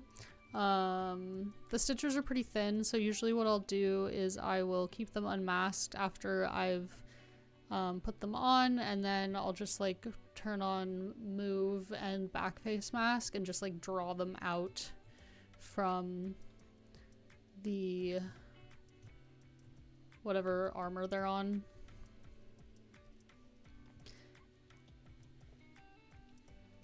And that just makes them more printable. Oh, that's too big. That's, I think, better.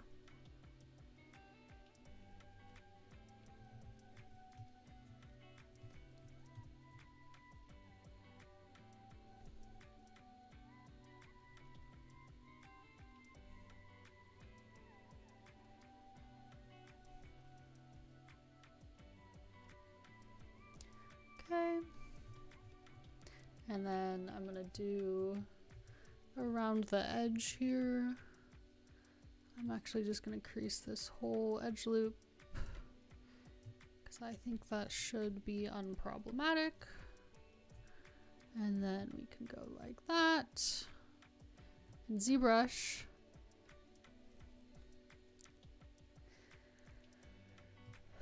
Zbrush, Zbrush, Zbrush. What a little stinker you are.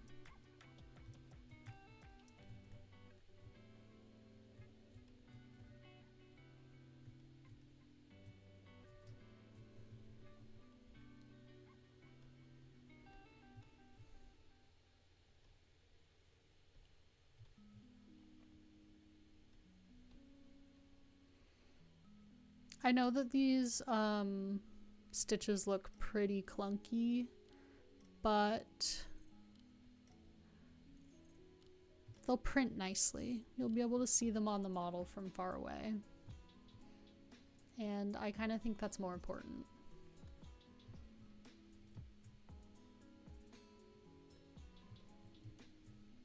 I'm gonna put one stitch right here though.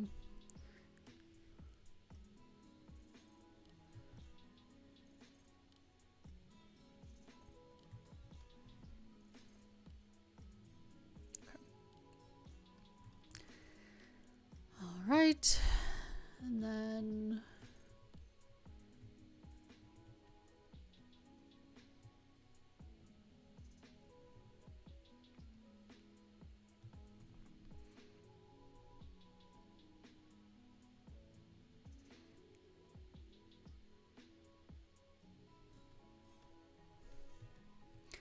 this just needs so few of these that I don't mind putting them in by hand. It's a little faster, I think,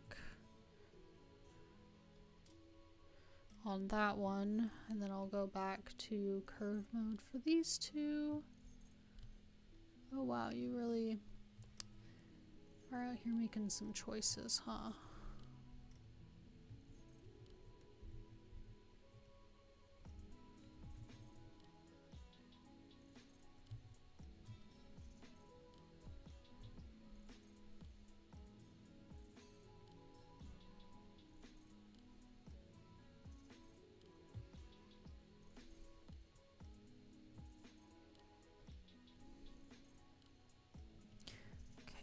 Let's try that.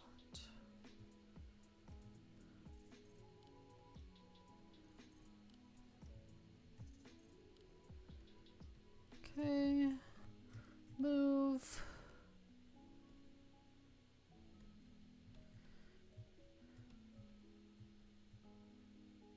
Oops.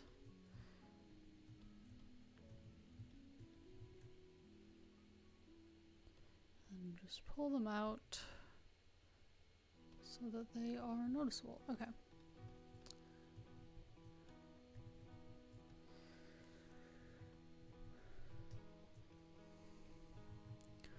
I like it when I can give armor, or I can give leather armor, I mean, this kind of like beveled looking edge. I do that by subdividing once and then creasing these edges once they get a little rounded off, and then subdividing again, and then those creased kind of beveled edges will look nice. It kind of softens it up, but it still keeps it looking clean.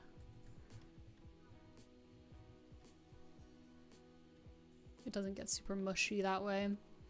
Okay. All right, that's looking good. I'm just kind of trying to move through this model kind of methodically here. So I think next I will do these sleeves. Trying to remember how I did the padded look before. Or the like kind of quilted look.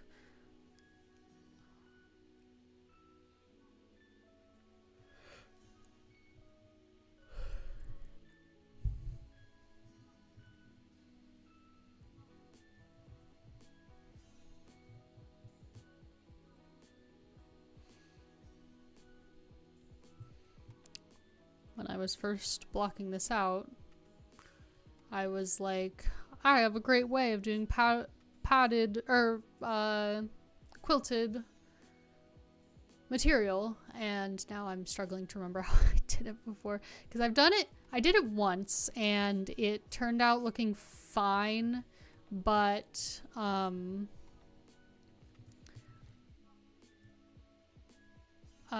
like a little messy. And then the second time I did it was it ended up looking a lot cleaner, but I'm trying to remember how I did that.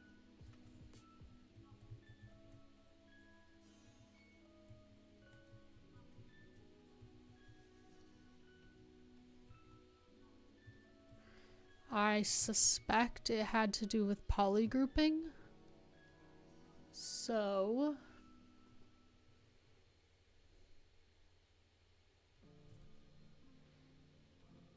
We're just gonna try some stuff here.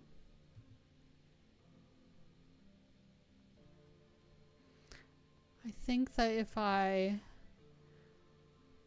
do some polygrouping and inflating shenanigans, it will turn out just fine.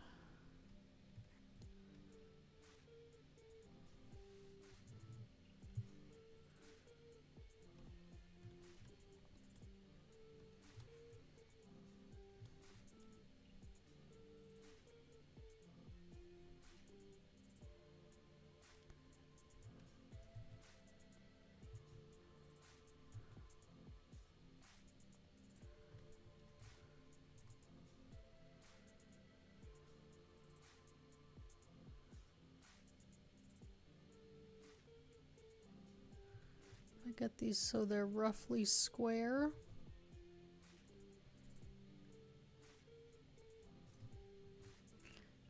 It won't be perfect, but whatever. It's kind of supposed to be an organic looking surface anyways.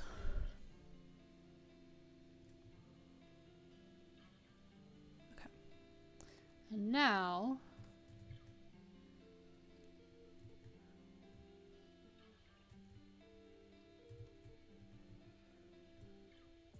this is either gonna be really good or not.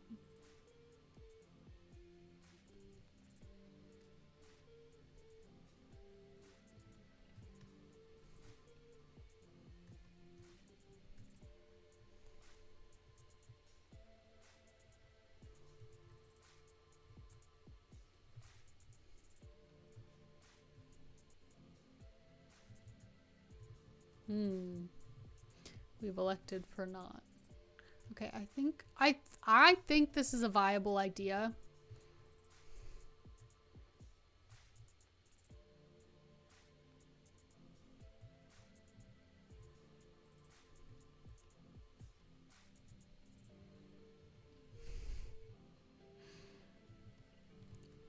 I think we can do it. All right. Step one. No, I think we need to soften the mask.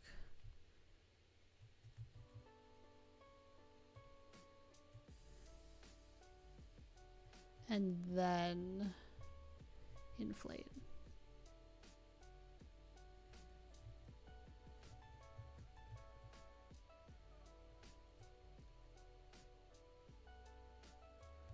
Okay, yeah, I think that's how I did it last time, and I think that turns out looking pretty good. I might soften the mask in the other direction though.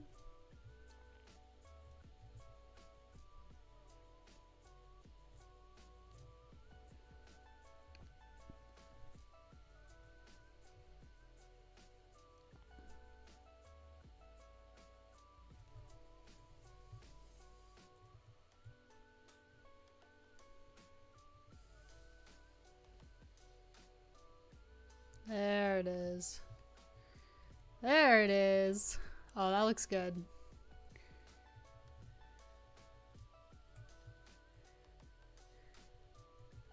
Okay, I'm even actually gonna inflate it even more. We don't want it looking like a puffy vest.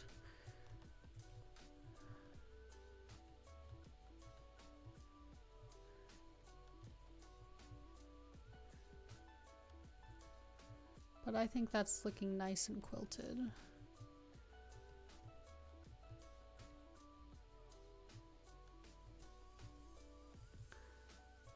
I really like this trick for making like a padded or like a layered armor look.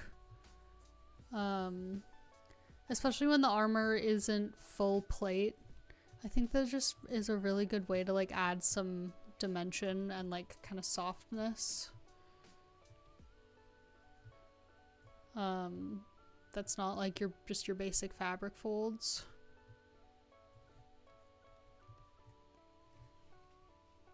I think that looks really nice. I don't think I'm gonna add any other detailing to it. think it looks fine as is. I could go in and like add little little detail. I don't know, let's give it a try.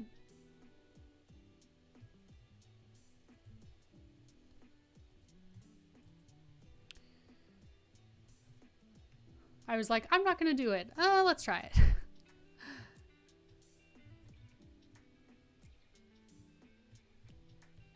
Hello, what are we doing here? Why are we doing it that way?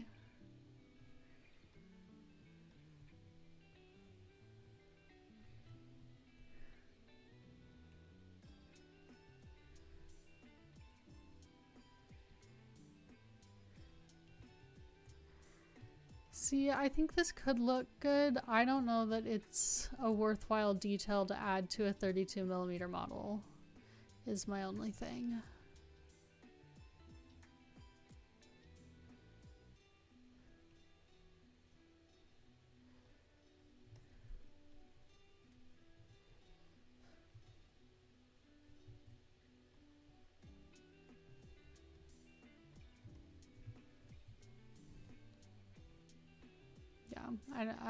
I'm not gonna add any stitching. The only other thing I could potentially add is like a little eyelet. Or like a little...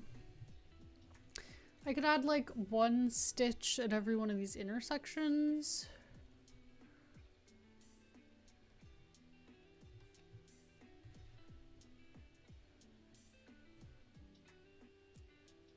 But even that, I don't know if it's really worth it.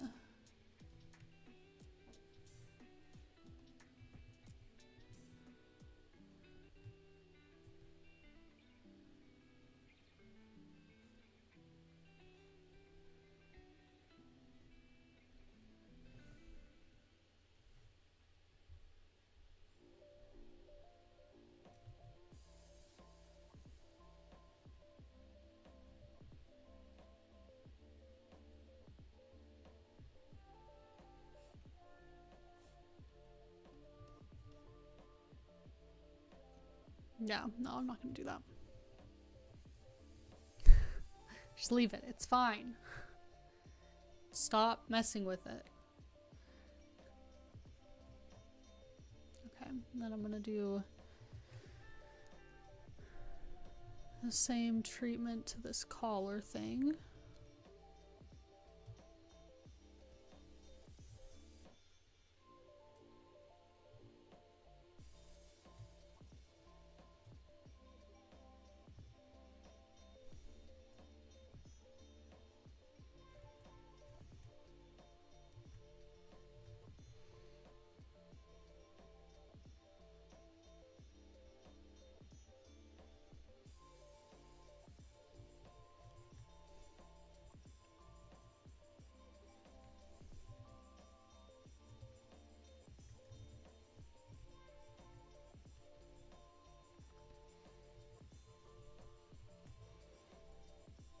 And I think it's just gonna have one little quilted layer.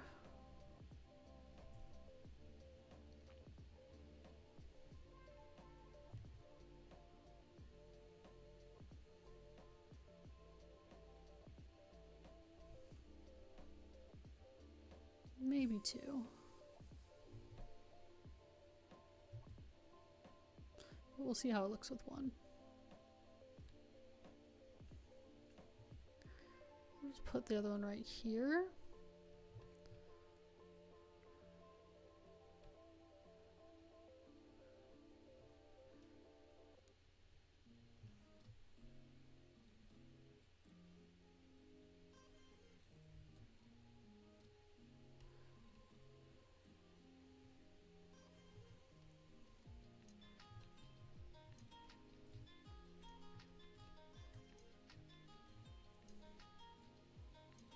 Oh, but then the trick is to do the subdivisions. So that way you have something to soften the mask on.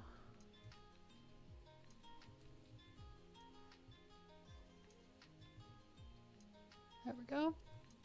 Okay, I really like that. I don't know about you guys.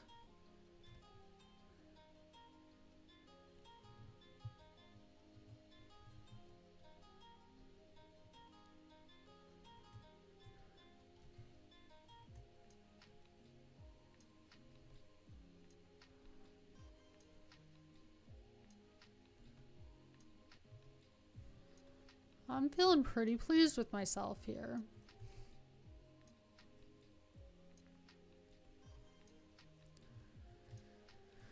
All right, it's coming together. I forgot I was also gonna do some little sort of something something on these hips here. Not like full hip armor, but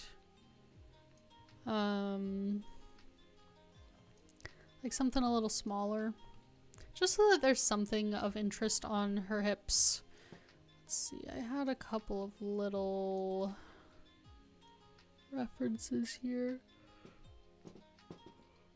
Excuse me. Where was it? I'm scrolling through my Pinterest board here.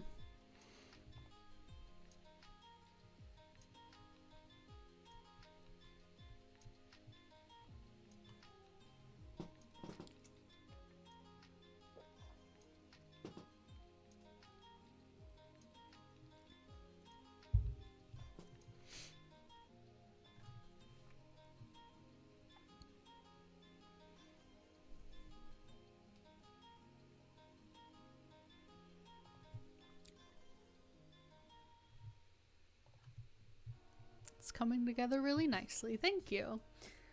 Okay, yeah, I think I am gonna do some little something something on the hips here, but I do need to work on this chest armor before I do that. So let's, and I'm not gonna make it particularly exciting, just because most of it's gonna be hidden by this little vestment situation. So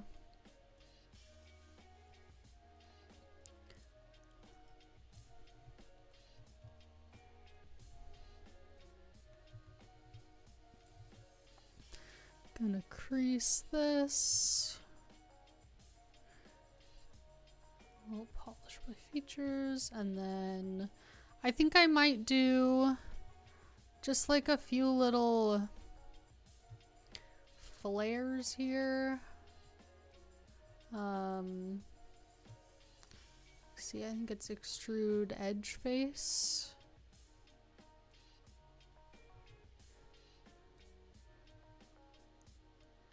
Again, these little details are not gonna show up super visibly, so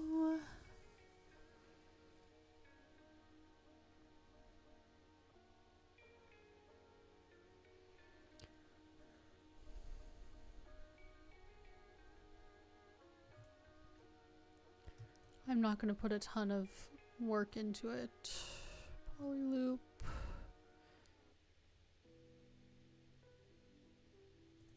Or not, I'm not gonna not put a lot of work into it. I'm not gonna put a lot of detail onto it. But we're gonna do some stuff here.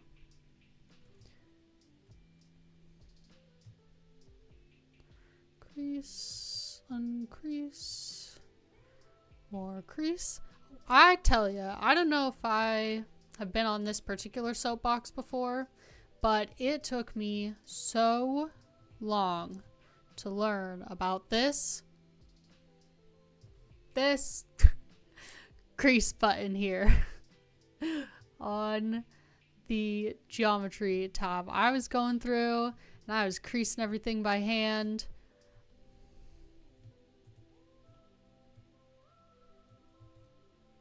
When I finally learned about it, oh man, I was so excited and also kind of mad because it's been sitting there.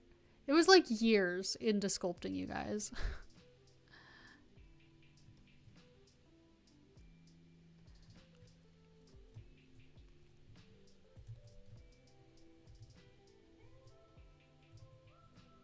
Okay, and then we'll do a little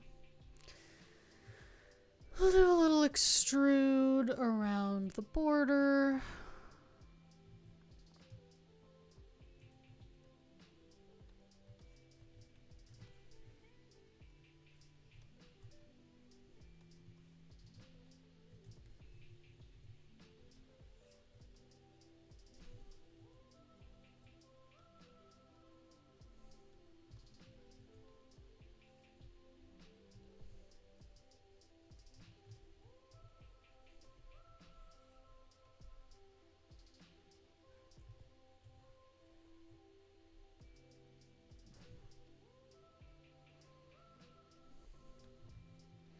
Just because I think giving it a little finished edge here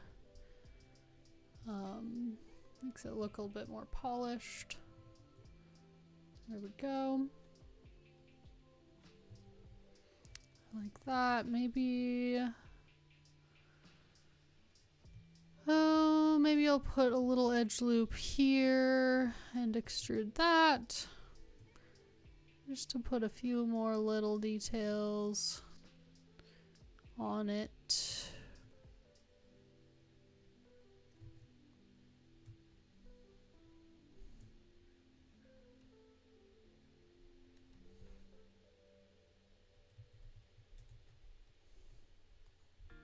Yeah, I like that. I'm not going to put one on there because I think it's almost entirely covered. Yeah. Then I'll put one here. Insert. Extrude. Crease.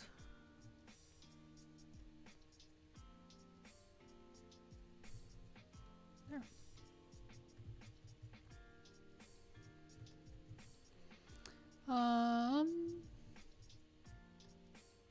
Nice. I think that's super pretty. Maybe I'll do just like a cheeky little detail just poking out here as though alluding to more fine detail underneath.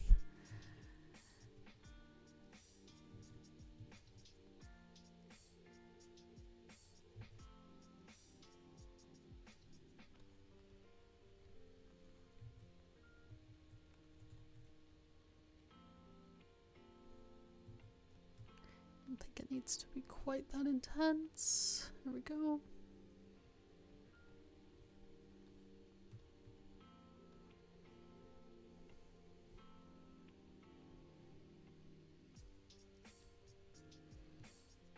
Kind of have some more peeking out.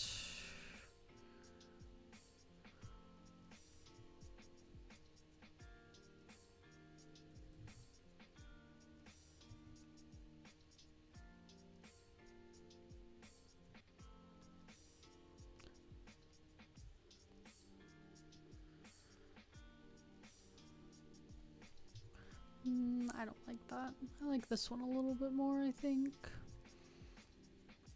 It like matches, but it's not.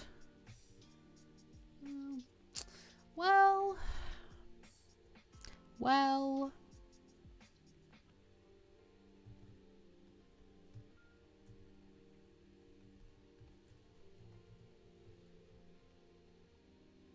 Sometimes you have to be a little careful about how these little patterns collide.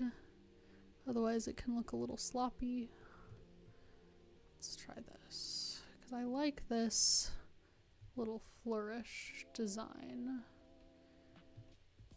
but I don't want it looking sloppy.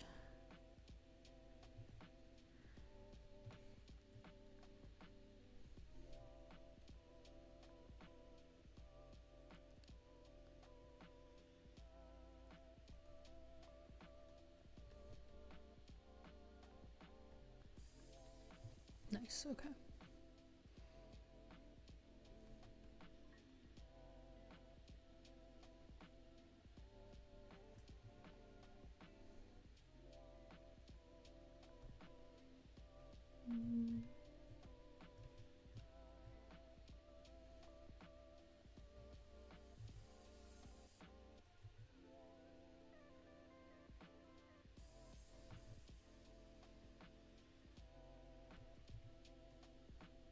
There. Oh my god, she's so fancy looking now. I really like these details because I feel like they will read... Also, sorry for yelling. I feel like they will read nicely when the model is printed. Sometimes when I get excited, I talk really loudly, but I know that that's super annoying when you're listening to a video and suddenly the audio volume changes really drastically all of a sudden.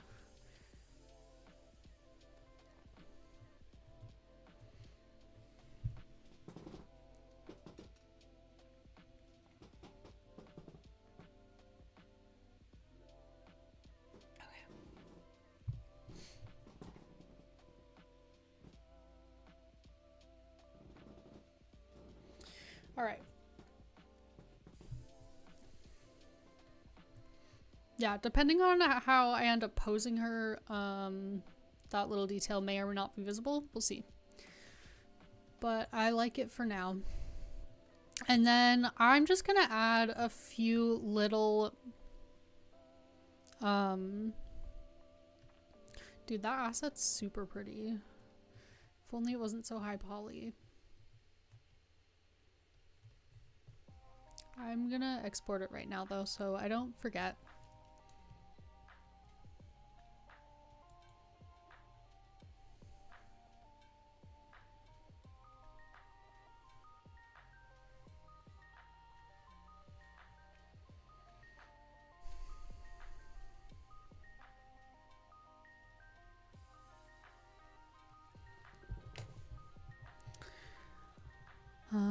Breastplate.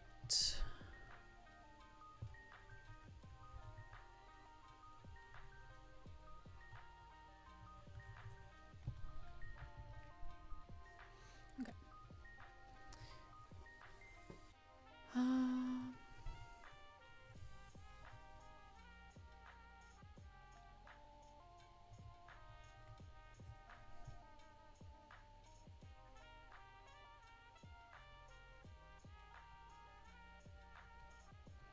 Okay, I think I like the shape actually a little better with that.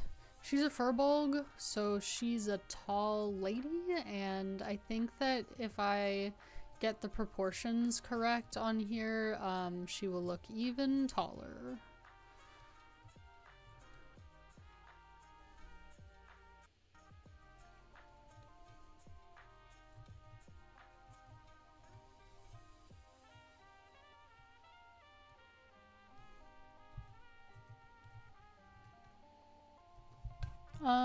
Okay, I was gonna finish the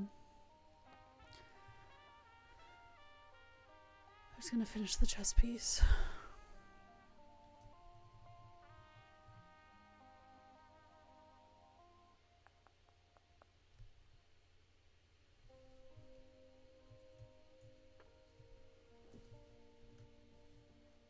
I need to rename some of these, hold on.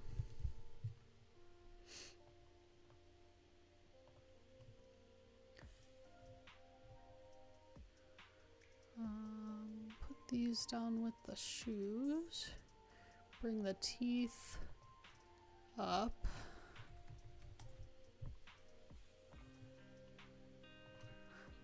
Collar.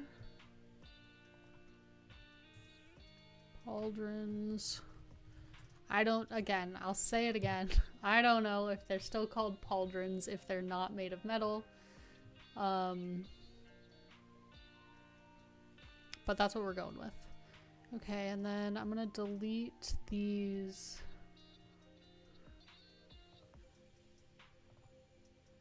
attempt at a leather glove. Where is the hand part? Here we go. I'm just gonna close holes on this. And we'll call that good.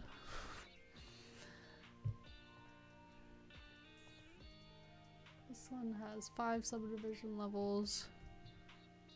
I'm just doing a little bit of inventory management here.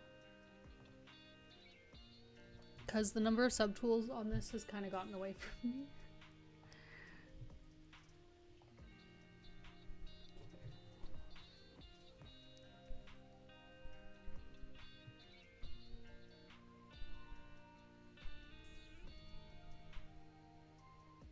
Okay, that one has 5, that one has 5.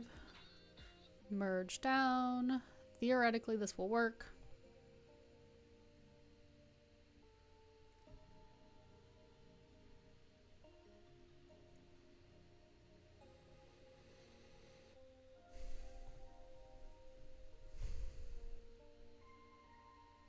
Okay, that worked. Amazing.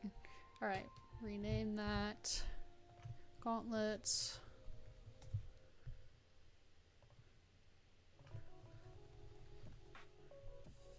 I think they're still called pauldrons, otherwise they are shoulder pads, and that's just way too... It's for this fancy cleric, yeah. Yeah, she is a fancy lady.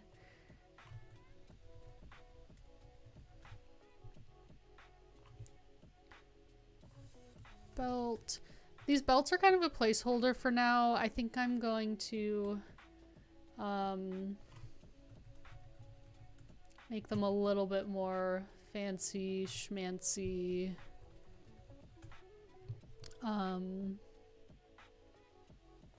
Later. I don't know if that's spelled right. Doesn't matter. Pants. I'm gonna merge this down with the boots before I forget.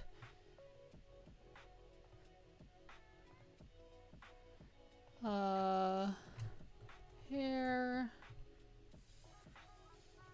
Oops. Eyeballs. Okay, and then I'm going to move the body parts up higher.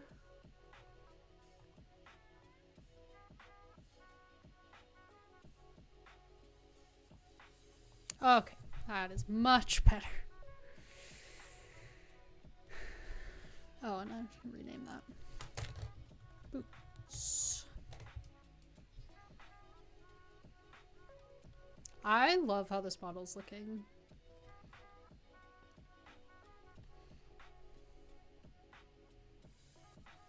Okay, I think I'm going to actually have these connected with the pants.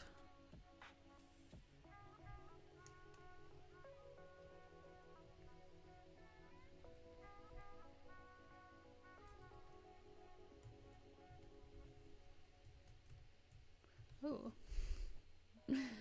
Now they're a different color. There we go. Stop! You're bullying me. Not any of you. Zbrush. Zbrush is bullying me.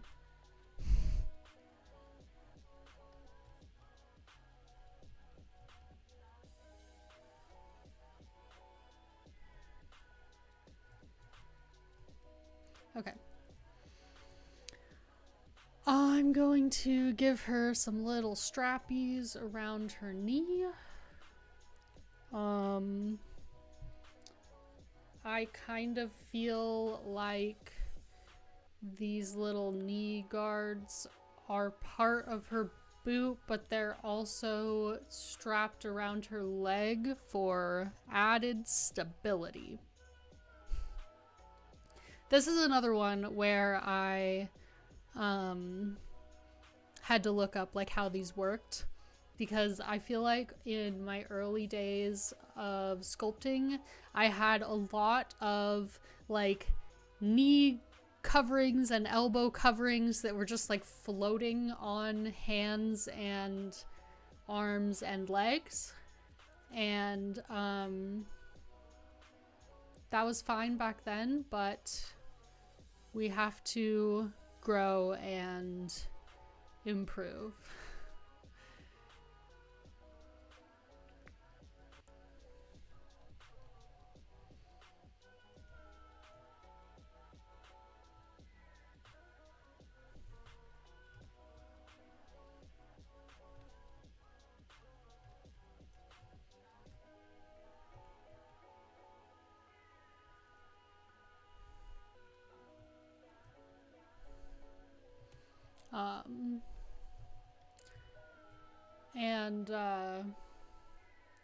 So yeah, I've since then kind of realized that free floating knee coverings aren't really a thing.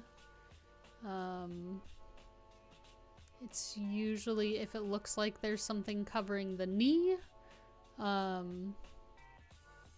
it's usually part of the shoe, or part of the boot that's like kind of has the, so you have this like these like segments on like the top and bottom, and then they can kind of, they're like separate pieces that will move with your leg, as opposed to if you just have something like strapped on to your knee, you're gonna have like a weird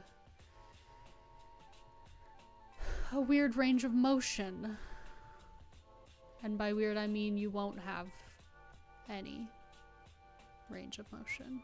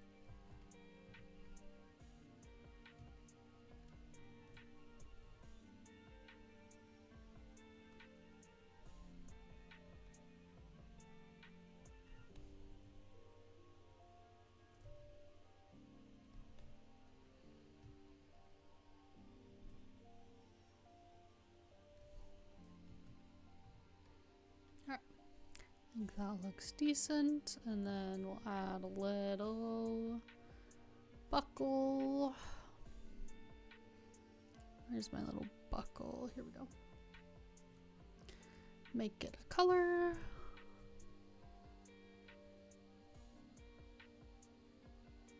Yeah, I think that's facing the right way.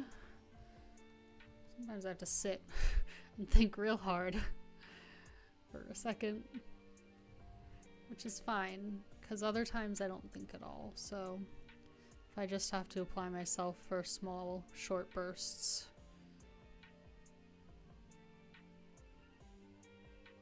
then that's okay.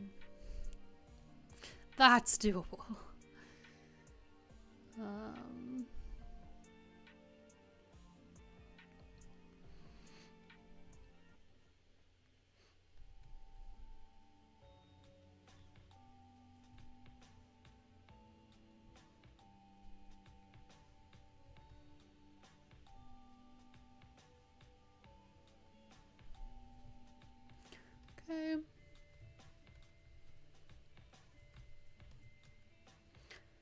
That's looking pretty good.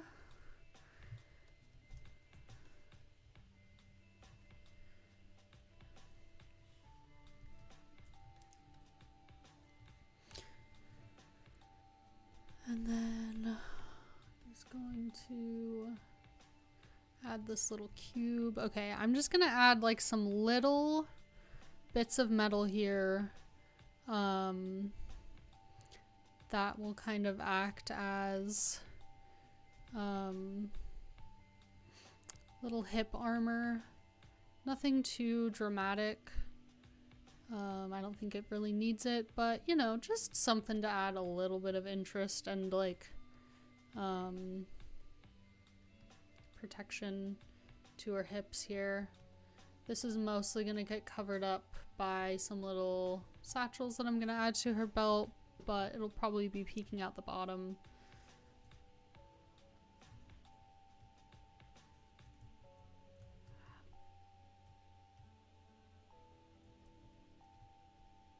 It looks really silly right now. This model didn't actually go through much of a silly phase. It was looking pretty good the whole time, which you love to see.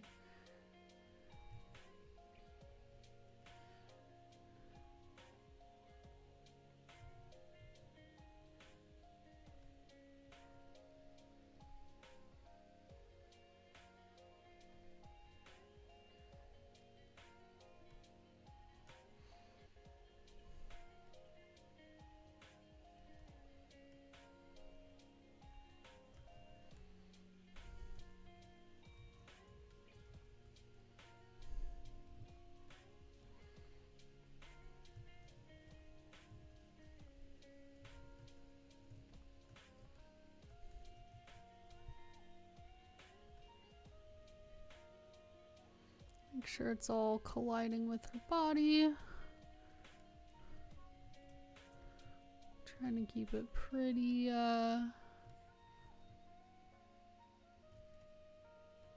pretty straight here. Okay. Crease, and I'm gonna kind of try to have it match the look of the breastplate here. So I'm gonna get that all on highest subdivision level.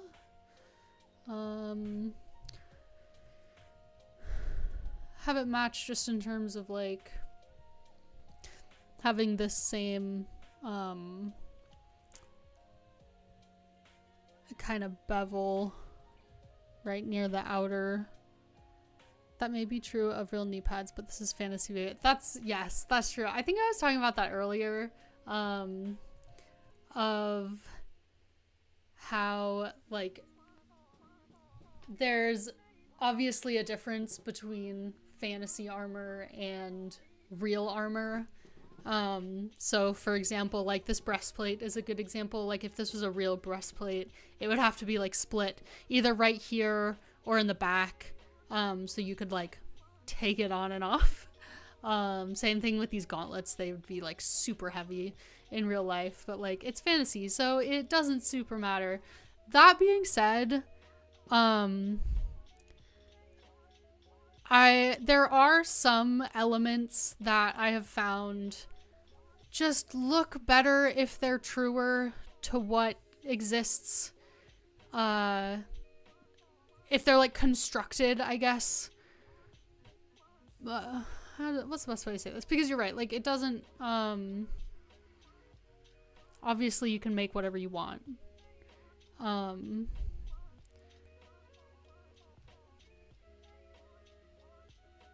But I just completely lost my train of thought. I guess it really just comes down to the knee pads and the elbow pads were really just bothering me. They were really just bothering me, and I decided, oh my god. And I decided to make them a little bit more akin to what is actually wearable.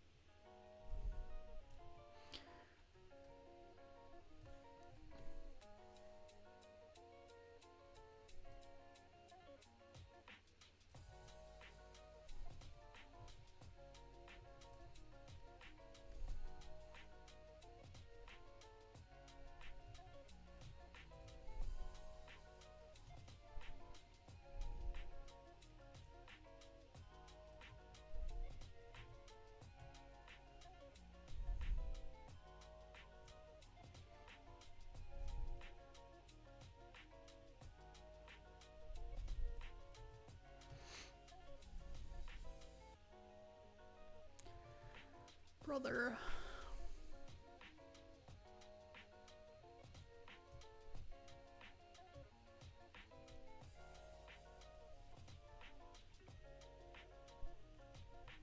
How about if I just do everything with as many clicks as humanly possible? Would that be good?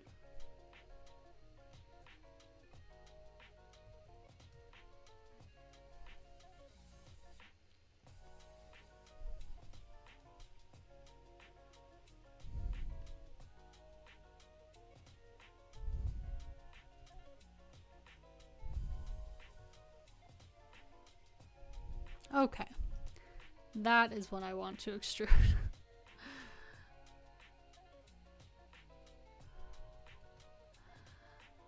Oh my. And now we crease.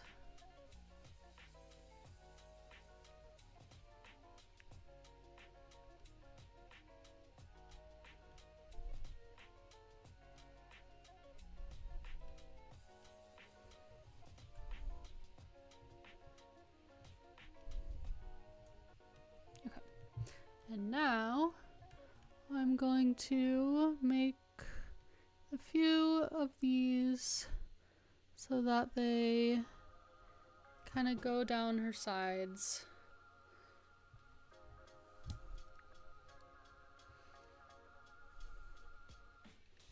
And just give her hips a little bit of protection.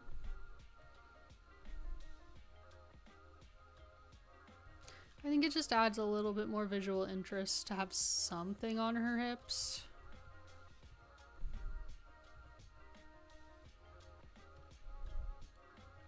Even if it's not like a full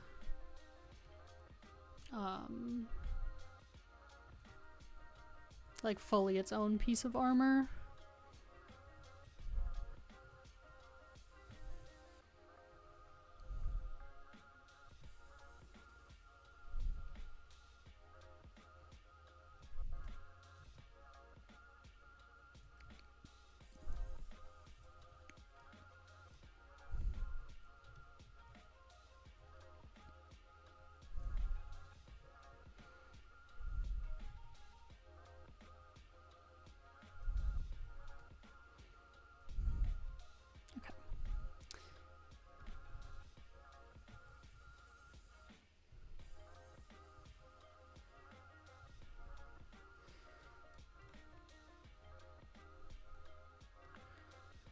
Polish by features, and now let's, no, not polish by features.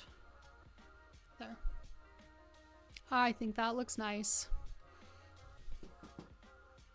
Yes, that looks sick. Thank you. Thank you. That really is nice of you to say. I appreciate you being here and hanging out in the chat and saying nice things to me as I work. Okay, let's see. Let's add a little more. Yeah, I really like how that looks. Let's see, we're gonna have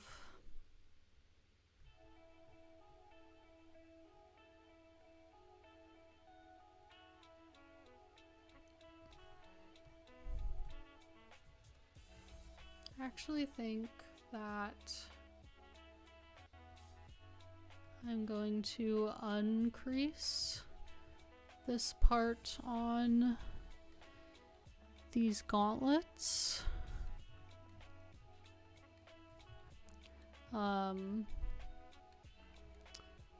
Just so that they have the same kind of softened edges on these little beveled parts. I think that'll make it feel like a little bit more of a cohesive set of armor. If we have just these little details throughout that match.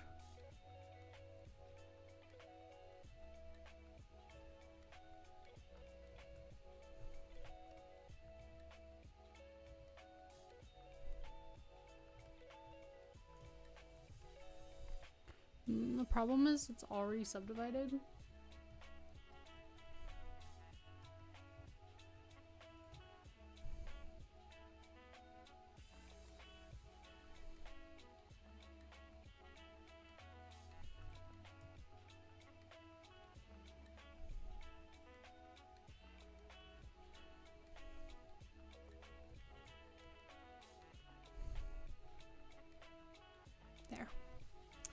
We got it in the end.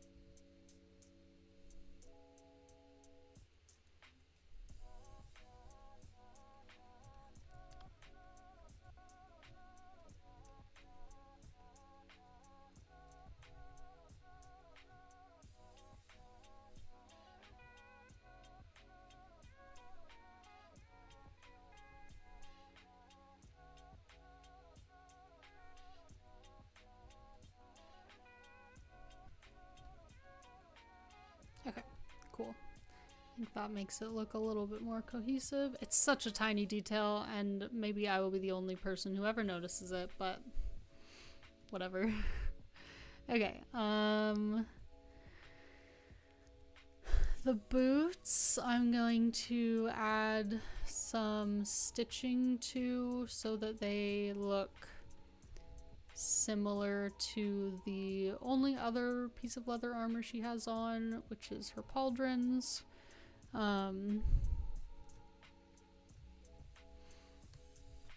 I'm going to uncrease this top part so it gets that bevel.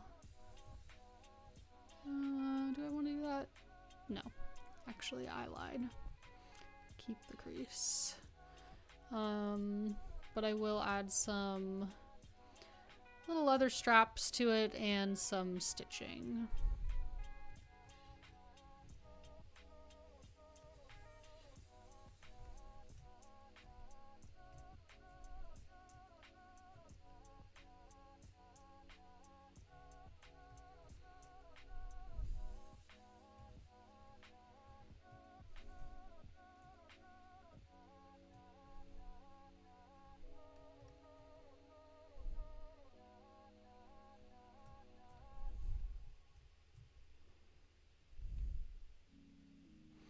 These little parts aren't super functional, I just thought they looked fun. This little metal piece here, I was like just messing around with it.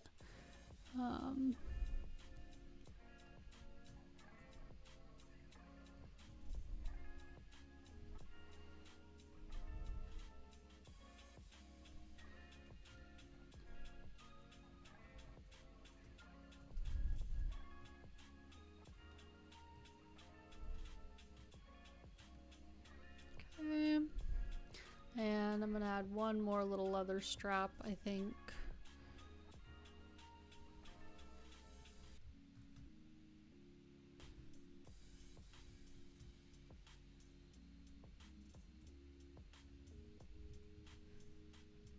Here. I'm gonna add one more up here to the top.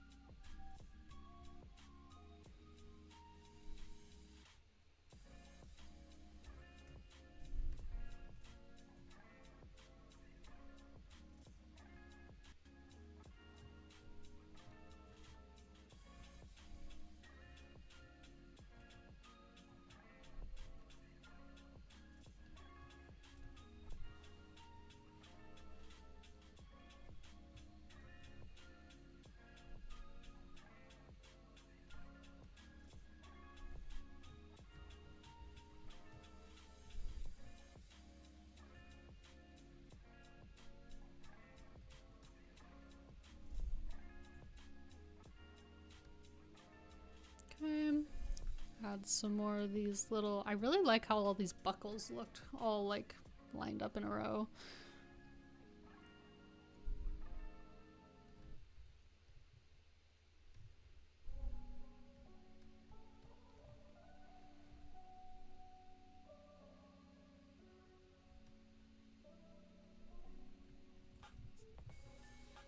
inflate it so that it is visible on the print.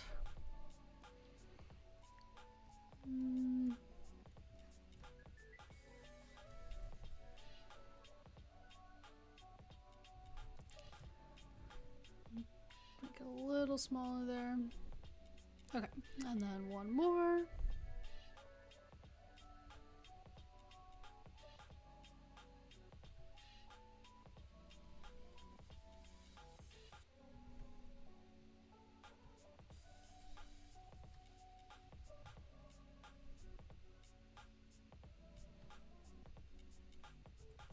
Okay. That's good. I think I'm going to add a little bit of stitching on here. Where am I gonna put stitching? Kind of where there might be a seam, so maybe along this back part here. I might extrude this poly loop a little bit more, or just inflate it.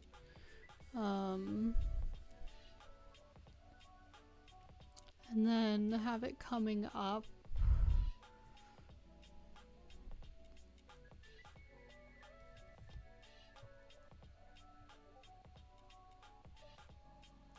Auto-saving here for a second.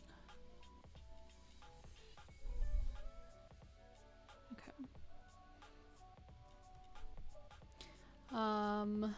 And then, well, I don't know. I don't know if I like that. Maybe just extrude and call it good. Okay. And then I can add these little stitch details around, kind of give the illusion of like a little heel situation.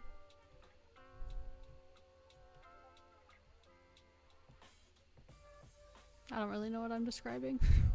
We're on like the 3rd hour of this live stream. My brain's starting to turn into mush a little bit.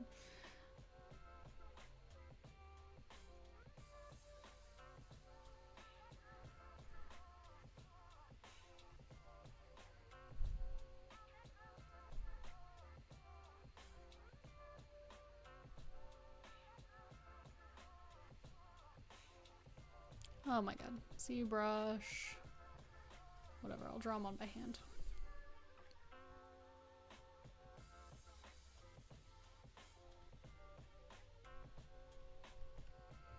Sometimes I get really deep into battling a curve brush and I need to be like, you know what?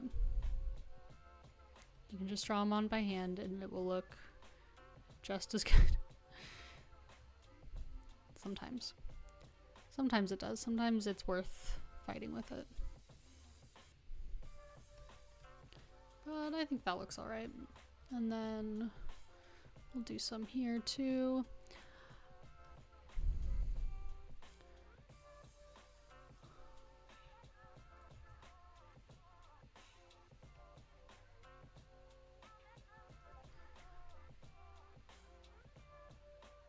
And again, the reason I'm doing these stitches is so that we're like stylistically uniting the two pieces of leather armor that she's got on.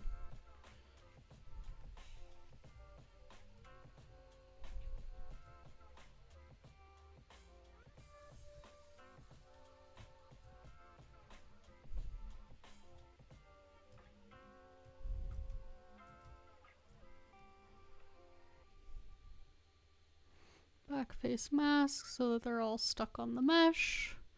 That's another thing. When I first started using this brush, it's actually one of the first brushes that I ever bought.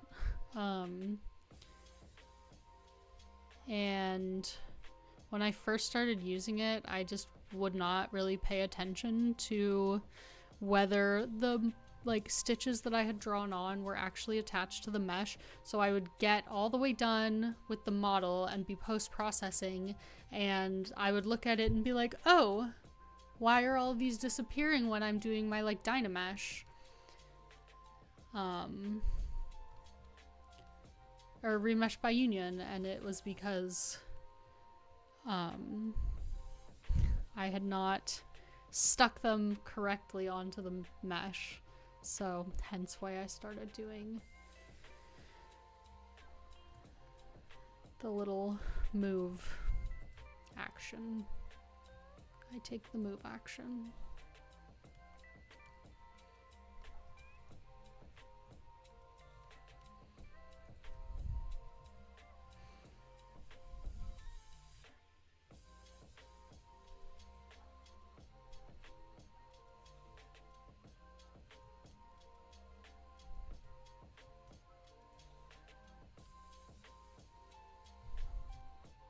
Doesn't like them being this big.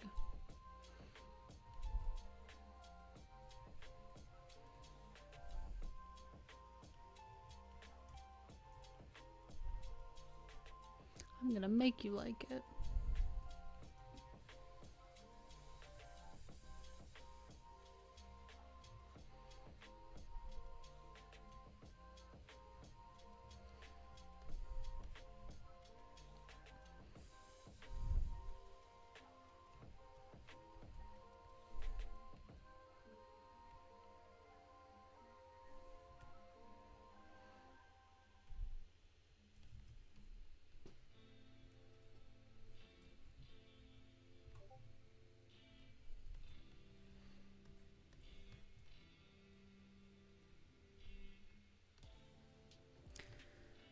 Alright, I might do one more of those loops of stitches.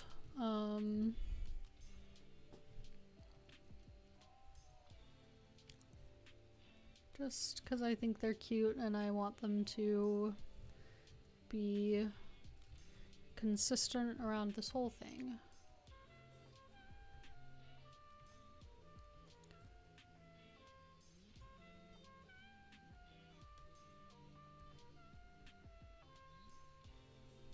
There we go. Make them a little bigger. If I make them float above the model, I can trick it into being the right size. Make it a little bit smaller here. Alright. Nice. Nothing like brute force here.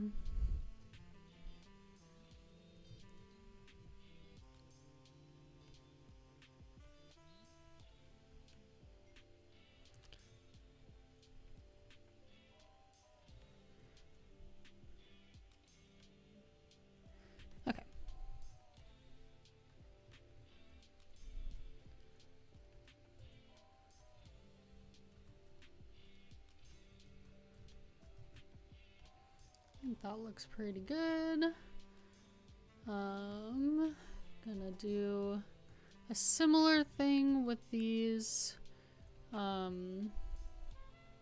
metal pieces. Extrude, polygroup all. So just make them, by similar thing, I mean make them look visually similar to the rest of the metal armor. I'm just gonna give them this little bevel here.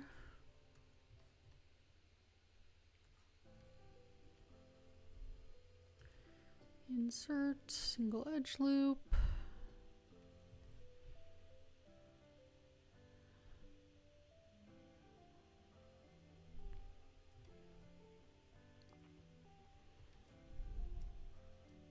And they're all gonna have the same geometry because I made them all from the same piece. So that's kind of fun.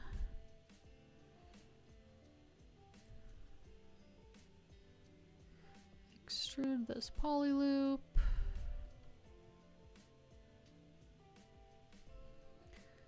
And then uncrease, stop.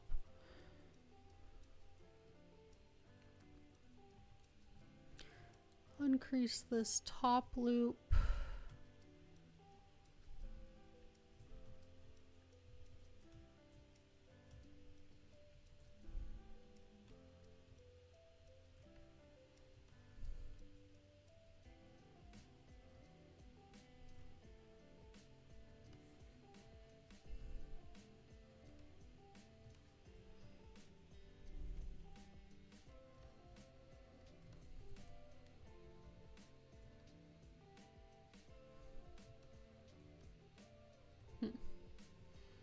don't know why that worked like that.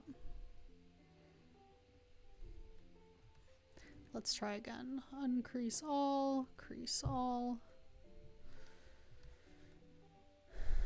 Let's do edge loop. Oh, not crease all. How do I want to do this? Probably auto groups. And then mirror and weld. Okay. And then we will crease. And then let's do edge loop partial. Yeah, I don't know why that uncreased that way, but whatever. Creasing and uncreasing just tells Zbrush which edges you want to keep nice and neat and clean when you are subdividing and polishing. It just tells Zbrush these are the hard edges, and when you smooth things out, make sure to keep these at the angle that they are in currently, and then it will preserve that sharp angle.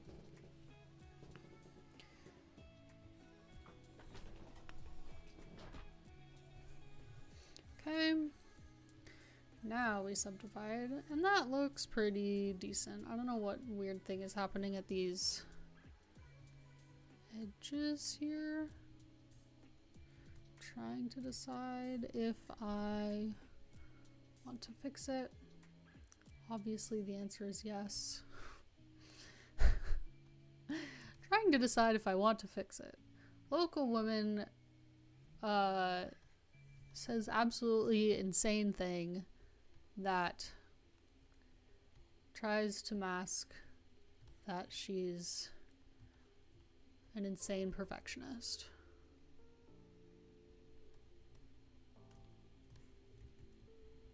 There. Alright, that's all looking pretty cohesive.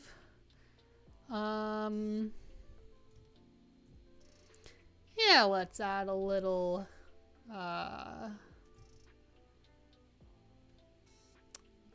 ornament onto it. Why not?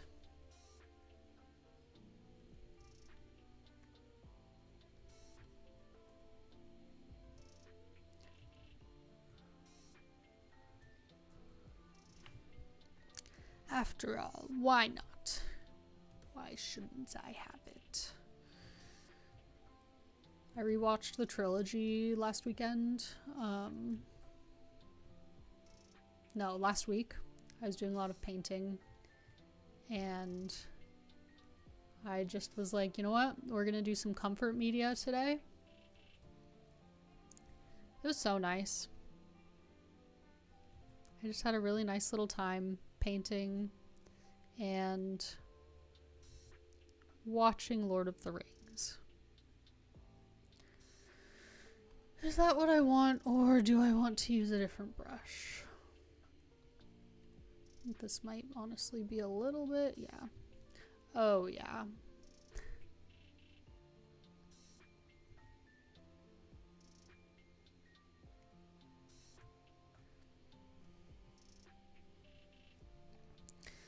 Do a little flourishy flourish here. What do I want to do? This one?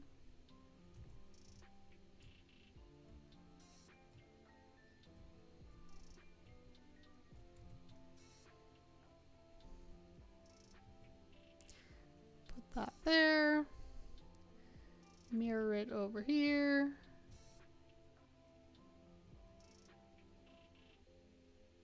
I really love how this armor has turned out.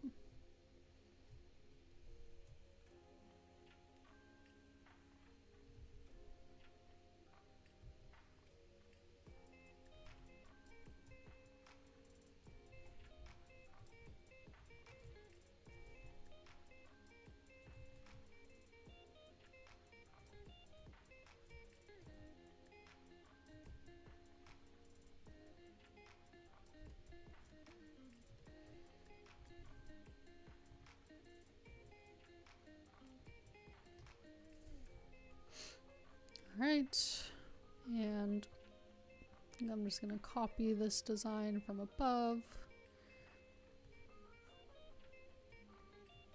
Beautiful.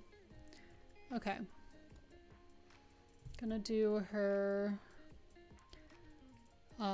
belts now. I'm gonna add some little satchels on them.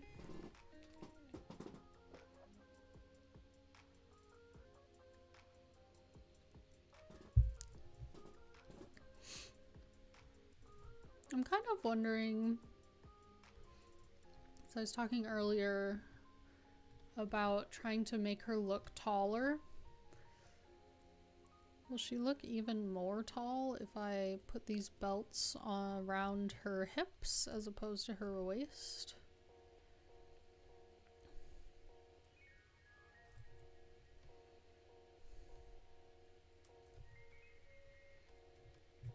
Invert this one.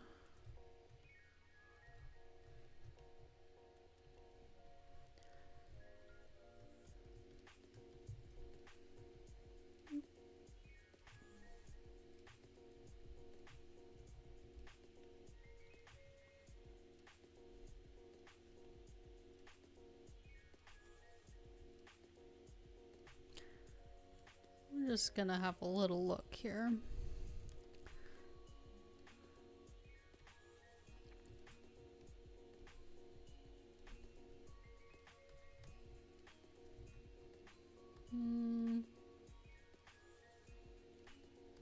I don't like the way that just splits her in half, so I'm actually gonna move it back up. Okay. Let's see. I'm gonna move this one. Kind of want to make it look like they're attached here.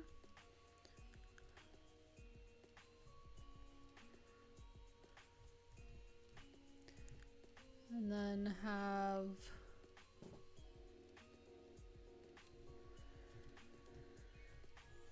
maybe another one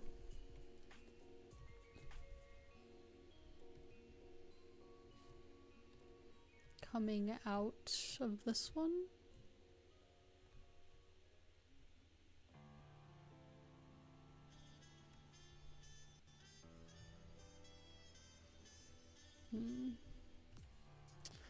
How do I want to construct this? I know.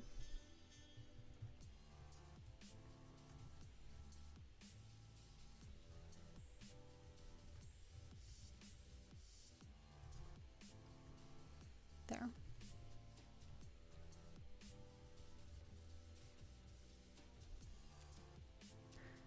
Work smarter, not harder.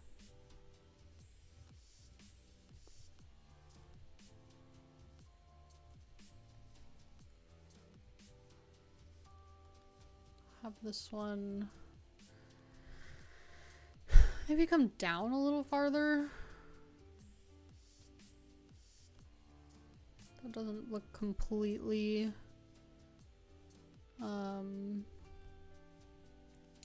matchy-matchy.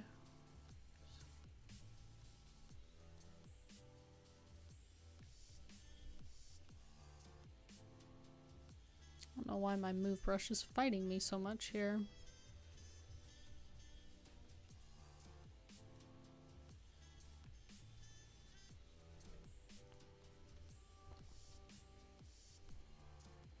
Okay, I'm gonna give her some little satchels. All reliable.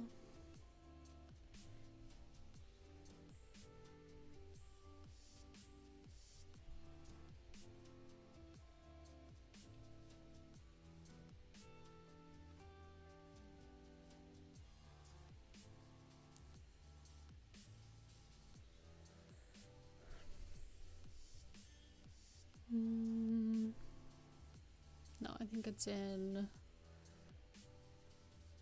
accessories. Yeah. Here we go. use this little pouch on just about every model I have ever made.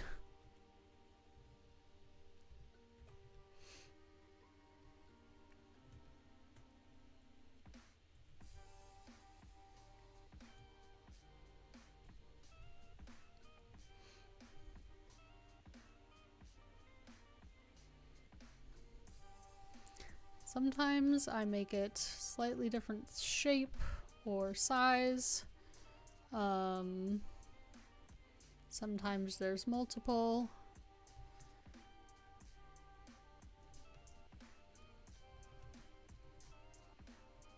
But it just works. It just works. And that's really all there is to say about it. Okay, I think rather than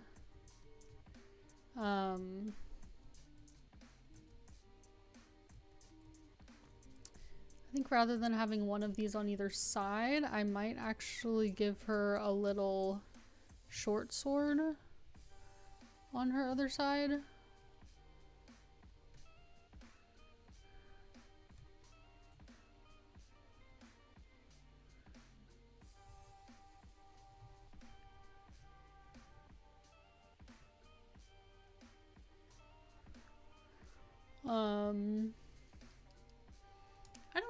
I haven't given a ton of thought to her pose, but I might give her some sort of like holy symbol that she's holding.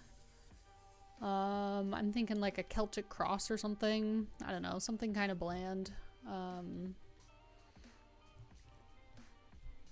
But like easily recognizable. Okay, add a few little buckles here, some hardware.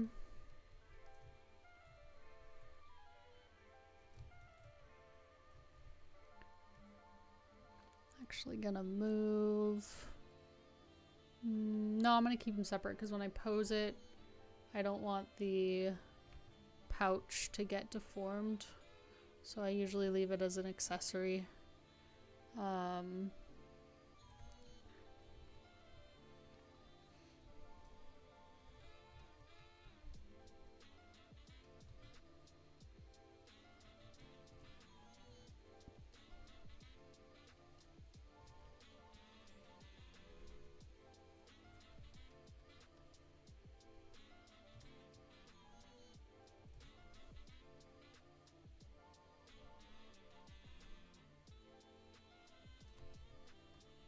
How many buckles does one girlie need?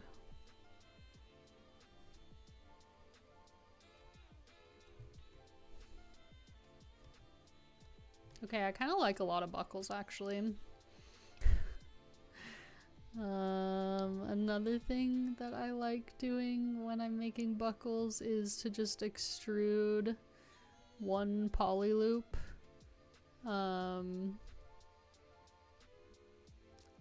And make it silver.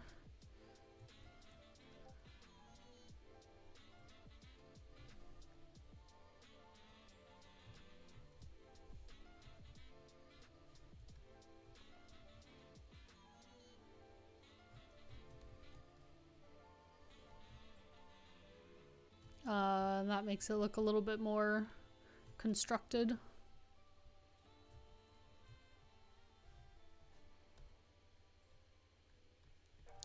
Okay, then we do our little eyelet here. Where'd it go? This thing.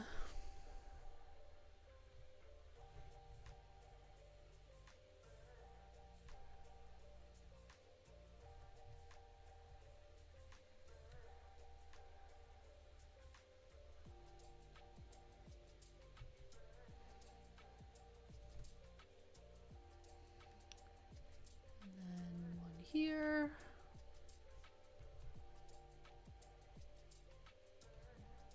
I used to not bother with all of these details until after posing. However, once I started using Character Creator, I realize that it's actually much better to do all of these details before I pose. Which is nice because they don't get deformed anymore.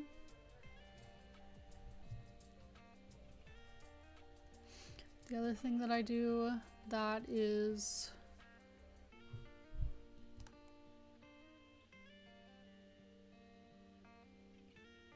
hold on. I'm just trying to think about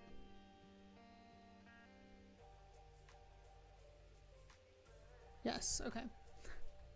Sorry, sometimes I have to stop and think about how do belts work?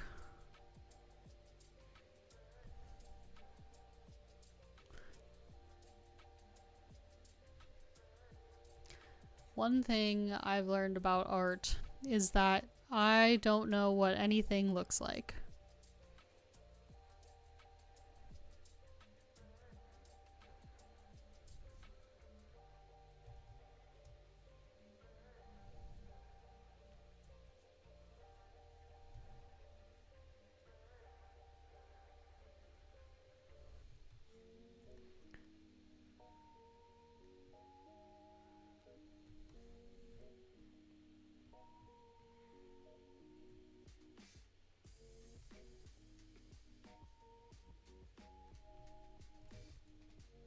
You really have to look at references when it comes to things like belts. Another thing I've learned is that AI doesn't know what belts look like. It's a really good way to tell if an image that you're looking at is AI. It will really struggle with things like belts and buckles and really like any fasteners, buttons. It just doesn't like, it knows generally like, okay, it's metallic on top of like a piece of leather, and this is like roughly what a strap looks like, but it doesn't understand like what actually like mechanically is happening. It just doesn't like a computer doesn't know what a strap is for. Stop. A computer doesn't know about buckles. It just knows kind of that, like a piece of armor should have something kind of shiny right about here. So that's a good way to tell if something's AI, is looking at the hardware on it and being like, does this buckle make sense, or is it just mush?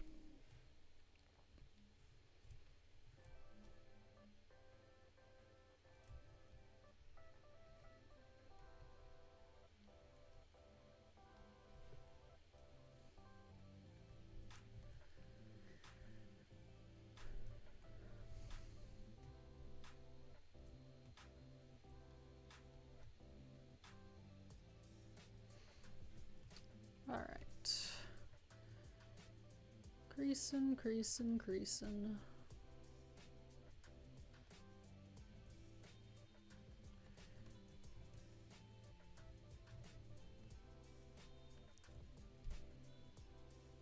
Oh my god.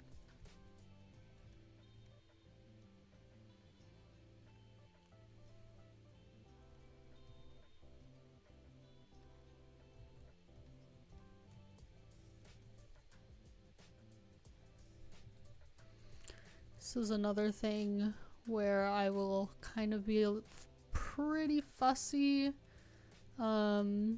just because I like it when my leather accessories don't have these super sharp edges.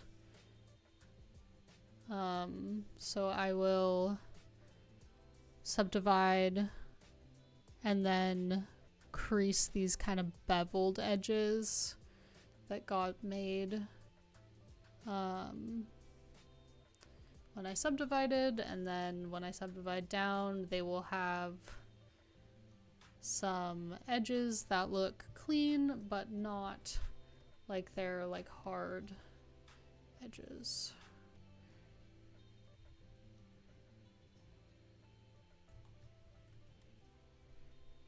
I don't know how this didn't get creased, but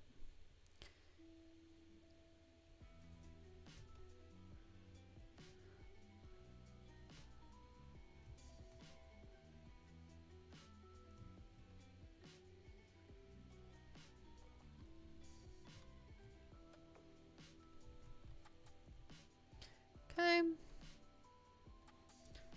gonna mess with this one just a little bit.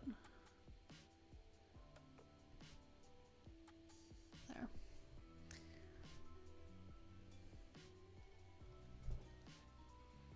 Alright, she's got some good belts. I'm gonna give her just kind of a regular sword.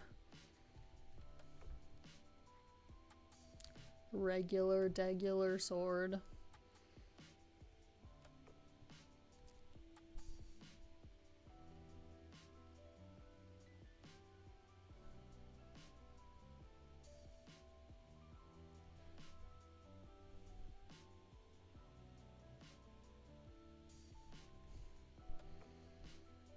I just don't think it's all that central to the character design.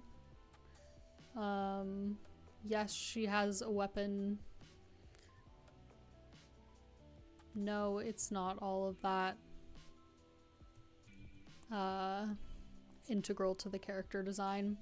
So she's just gonna get one on her hip. It's not her primary weapon, but she has it in her inventory, you know? Ooh, does she need a cape? That's a good question.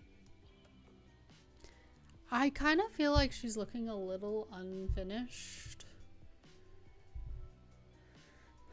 I kind of think cape, y'all. I actually have a cape that I could import pretty quickly too. It's from the guards that I made for RPG Essentials.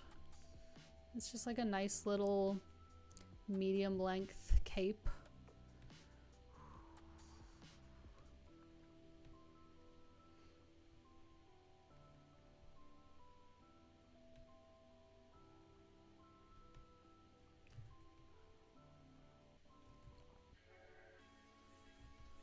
Let's see how that looks. Because she's getting to be pretty good on the details, I think. I'll probably give her a few more little straps and buckles and whatnot.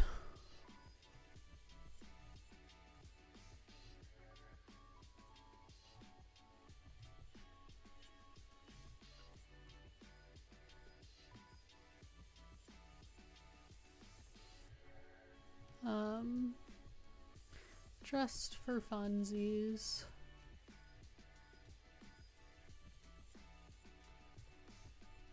But nothing too industrious. But I kind of want to give her a cape. Hold on, I got distracted. Like, 1 sec. Okay. Crease.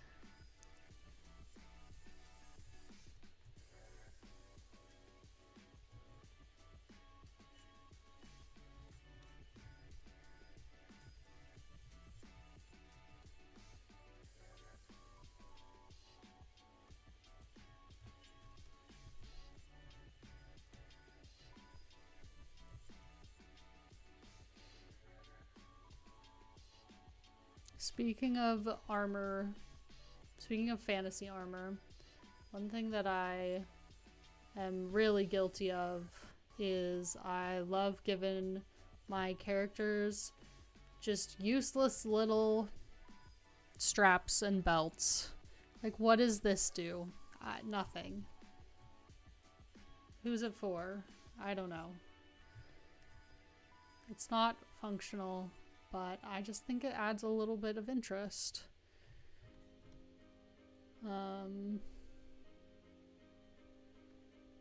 Little asymmetrical detail we love.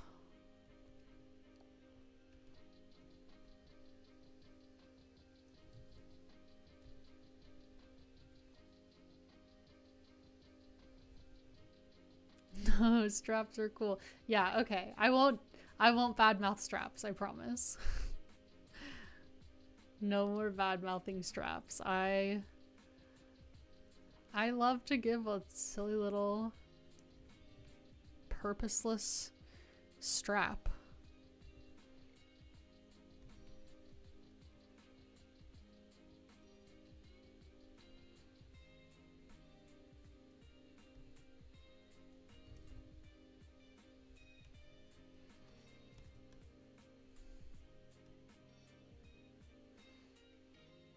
Should I give her a little pocket here?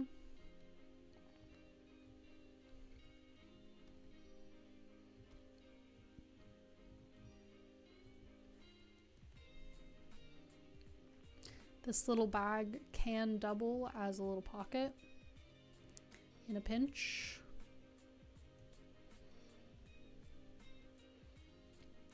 If I just make it a little smaller and a little flatter.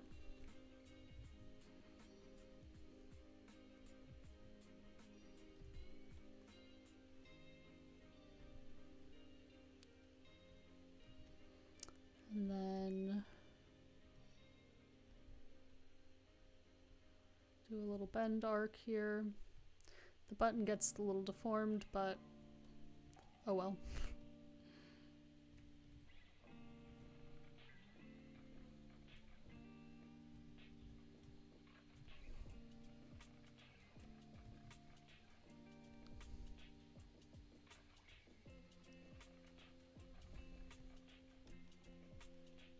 There we go. Little pocket.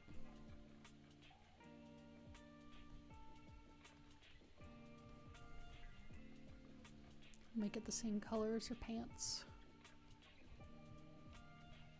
Maybe.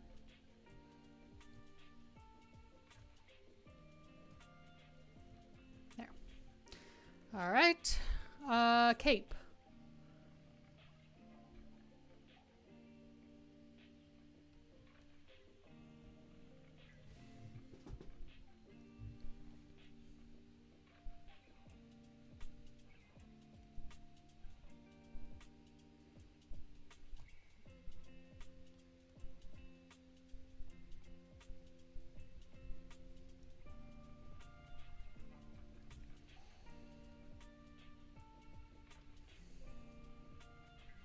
I'm gonna go into this file with these guards.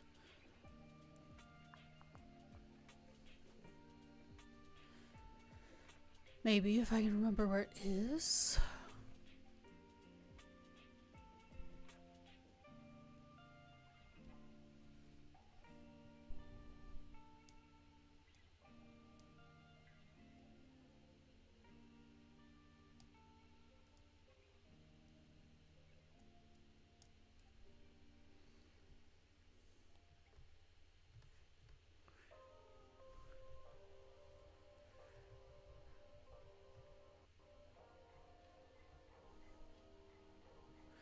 And I'm not even going to try to make Zbrush copy and paste this little cape. I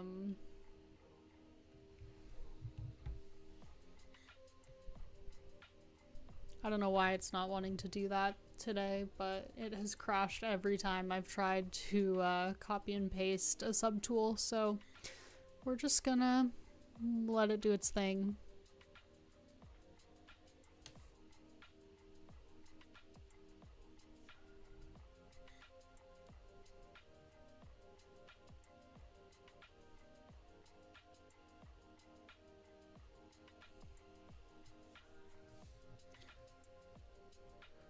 All right. Import.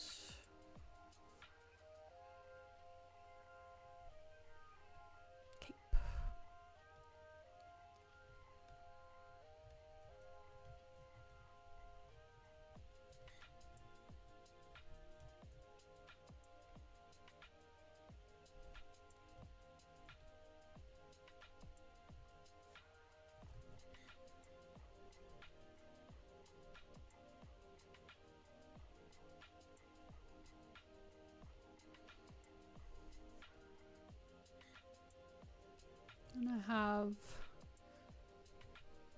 Don't think I'm gonna have it with a hood, so I'm just gonna let her little armor peek out the top.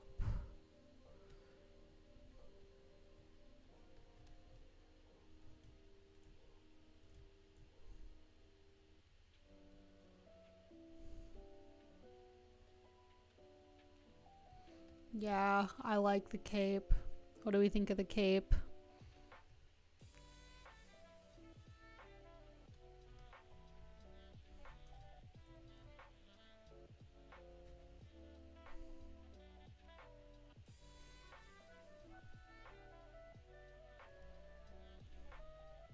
Trying to decide how to affix this sword. A lot of the times you can just get away with just sticking it to the model. I'm trying to decide if I want to add any straps to it. This is a model with a lot of straps. Do I want to lean into that?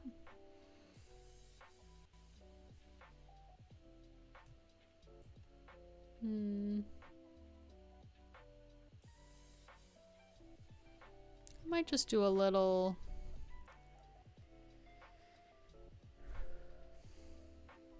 Just a little something to make it look like it's like attached, but maybe not a full rig.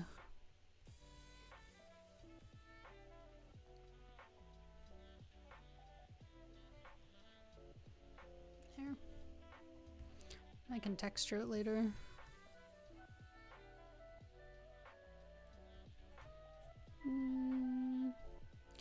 Maybe one more little strap couldn't hurt.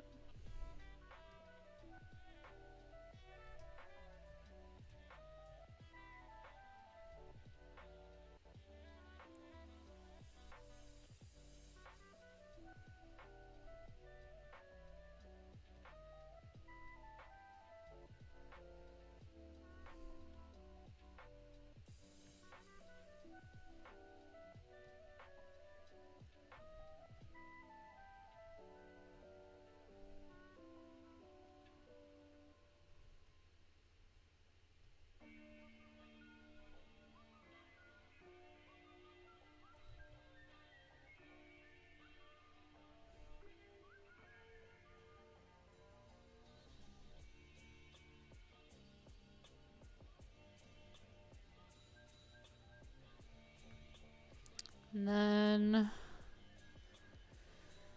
let's see, I can import, I actually have a little brush that has straps in it. I don't like the straps a ton. They have far too many little eyelets on them, but I really like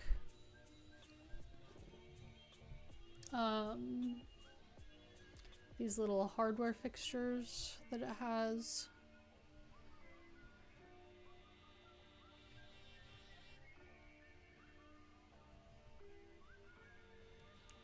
Just a really nice way to add a quick little something onto the model.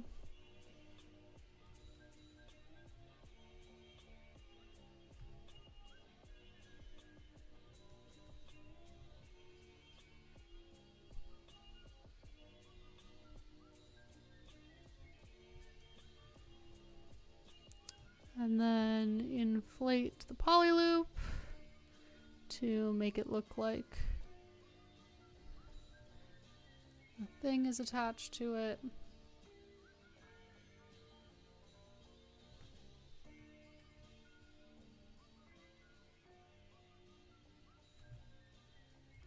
There.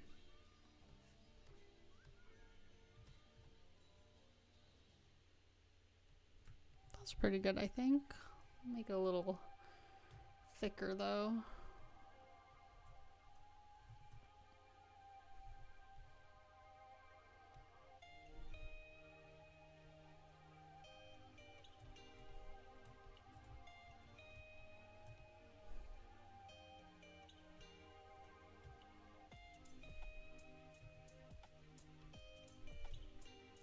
Inflate, poly group, there.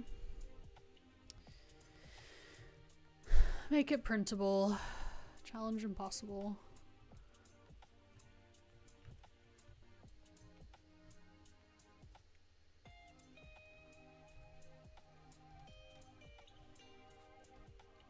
All right.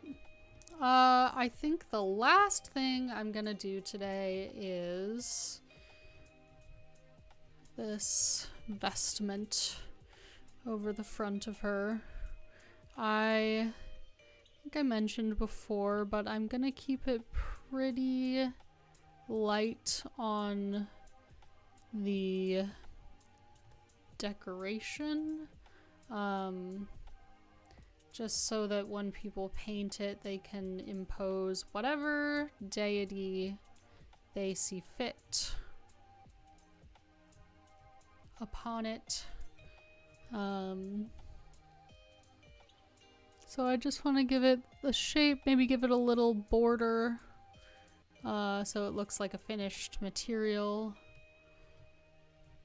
And then I think I'm gonna call it for today's stream. Really started this model from scratch today, so feeling pretty good about that. I'll probably come back. I'll probably take like a good little break here, go walk the puppy dog, and come back off screen this afternoon and put a little pose on her.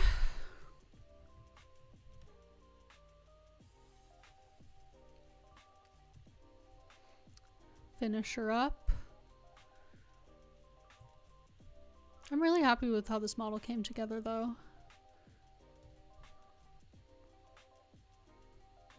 Thanks for anyone who's stuck around this whole time. I see you, Shira especially, hanging out in the chat. Appreciate you.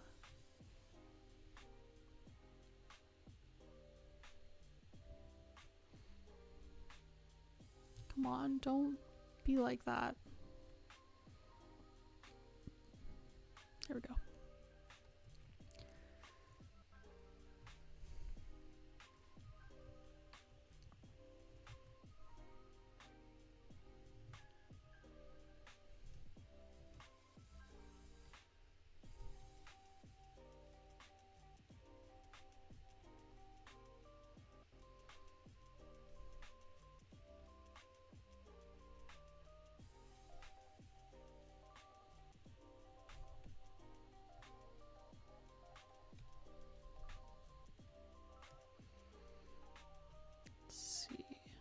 Got a crease on this.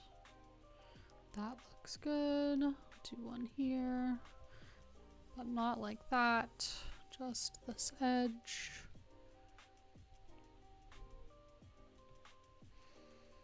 Okay.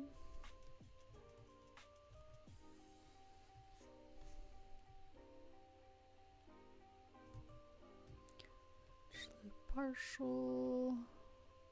Not symmetrical, classic Zbrush. Don't know what we're doing here. He's confused, but he's got the spirit. The Holy Spirit. Because it's a cleric.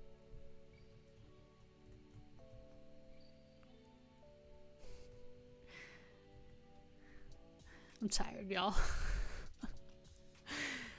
Okay, let's delete lower so that we can extrude.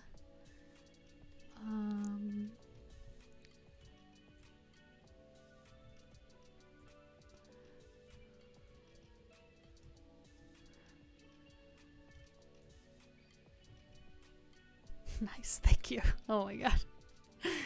Someone heard it.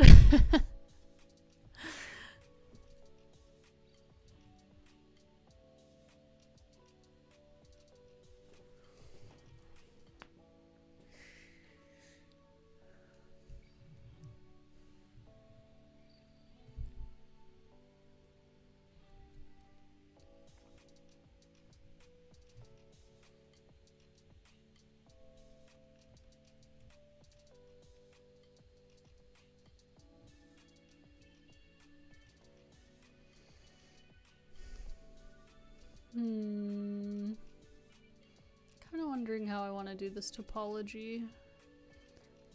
My heart says just extrude the border of this, but it's not super clean.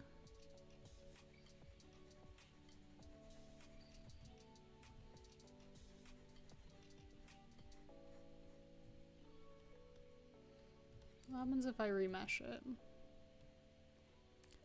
Am I overthinking it? What happens if I just do it?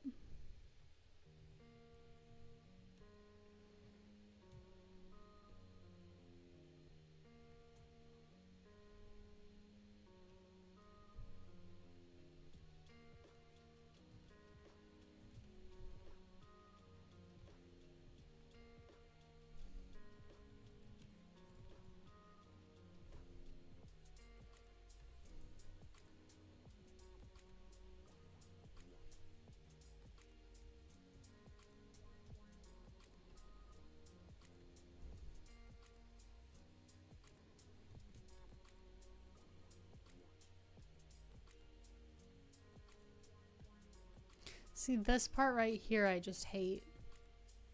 It's almost perfect except for that little spot. Can I just move this poly? Or this point, I mean?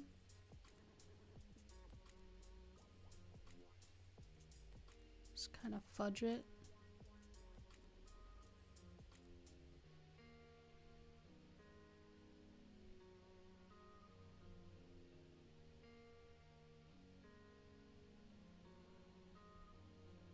Because once it's extruded, it should behave a little better.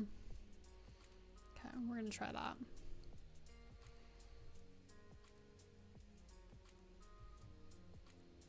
Yeah, that's better. Looks great.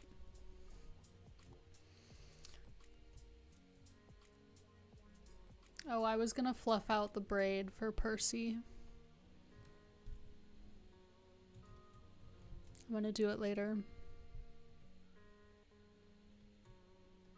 If Percy's still around, it'll happen. Don't worry.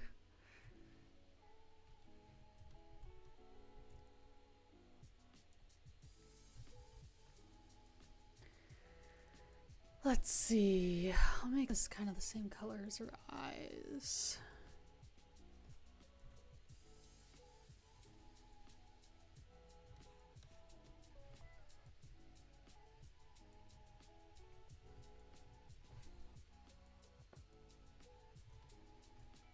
There.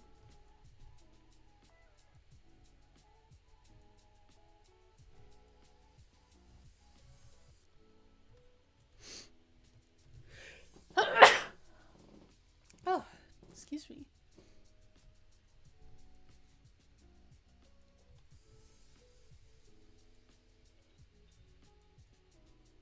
Oops.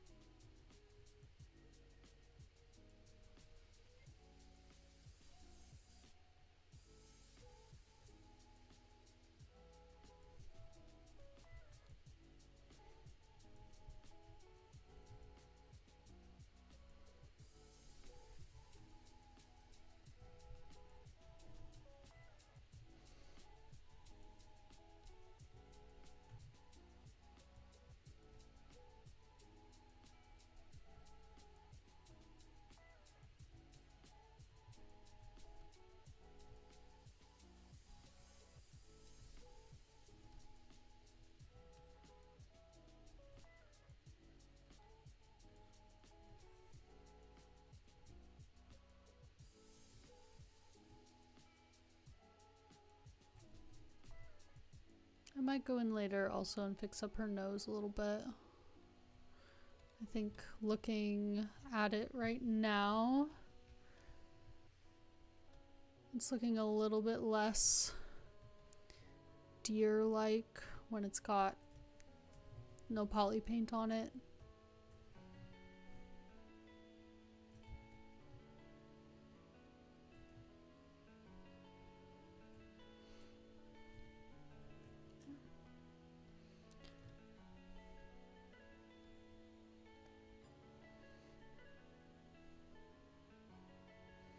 Oh, I really like how this model turned out. I'm really excited to get her posed. But I also need to go take a little bit of a breather. How long has this stream been going for? yeah, it's been a while. It's time for me to go take a good little break. Pay attention to that puppy dog. Eat a snack.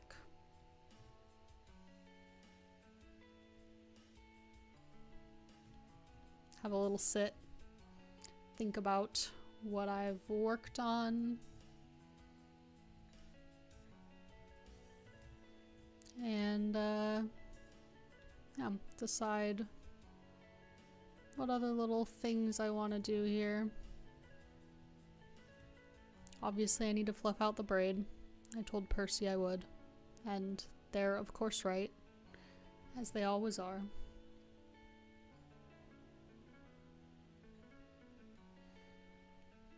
And, yeah, okay, I'm gonna stop messing with this. I keep saying that I'm gonna be done. But, yeah, here.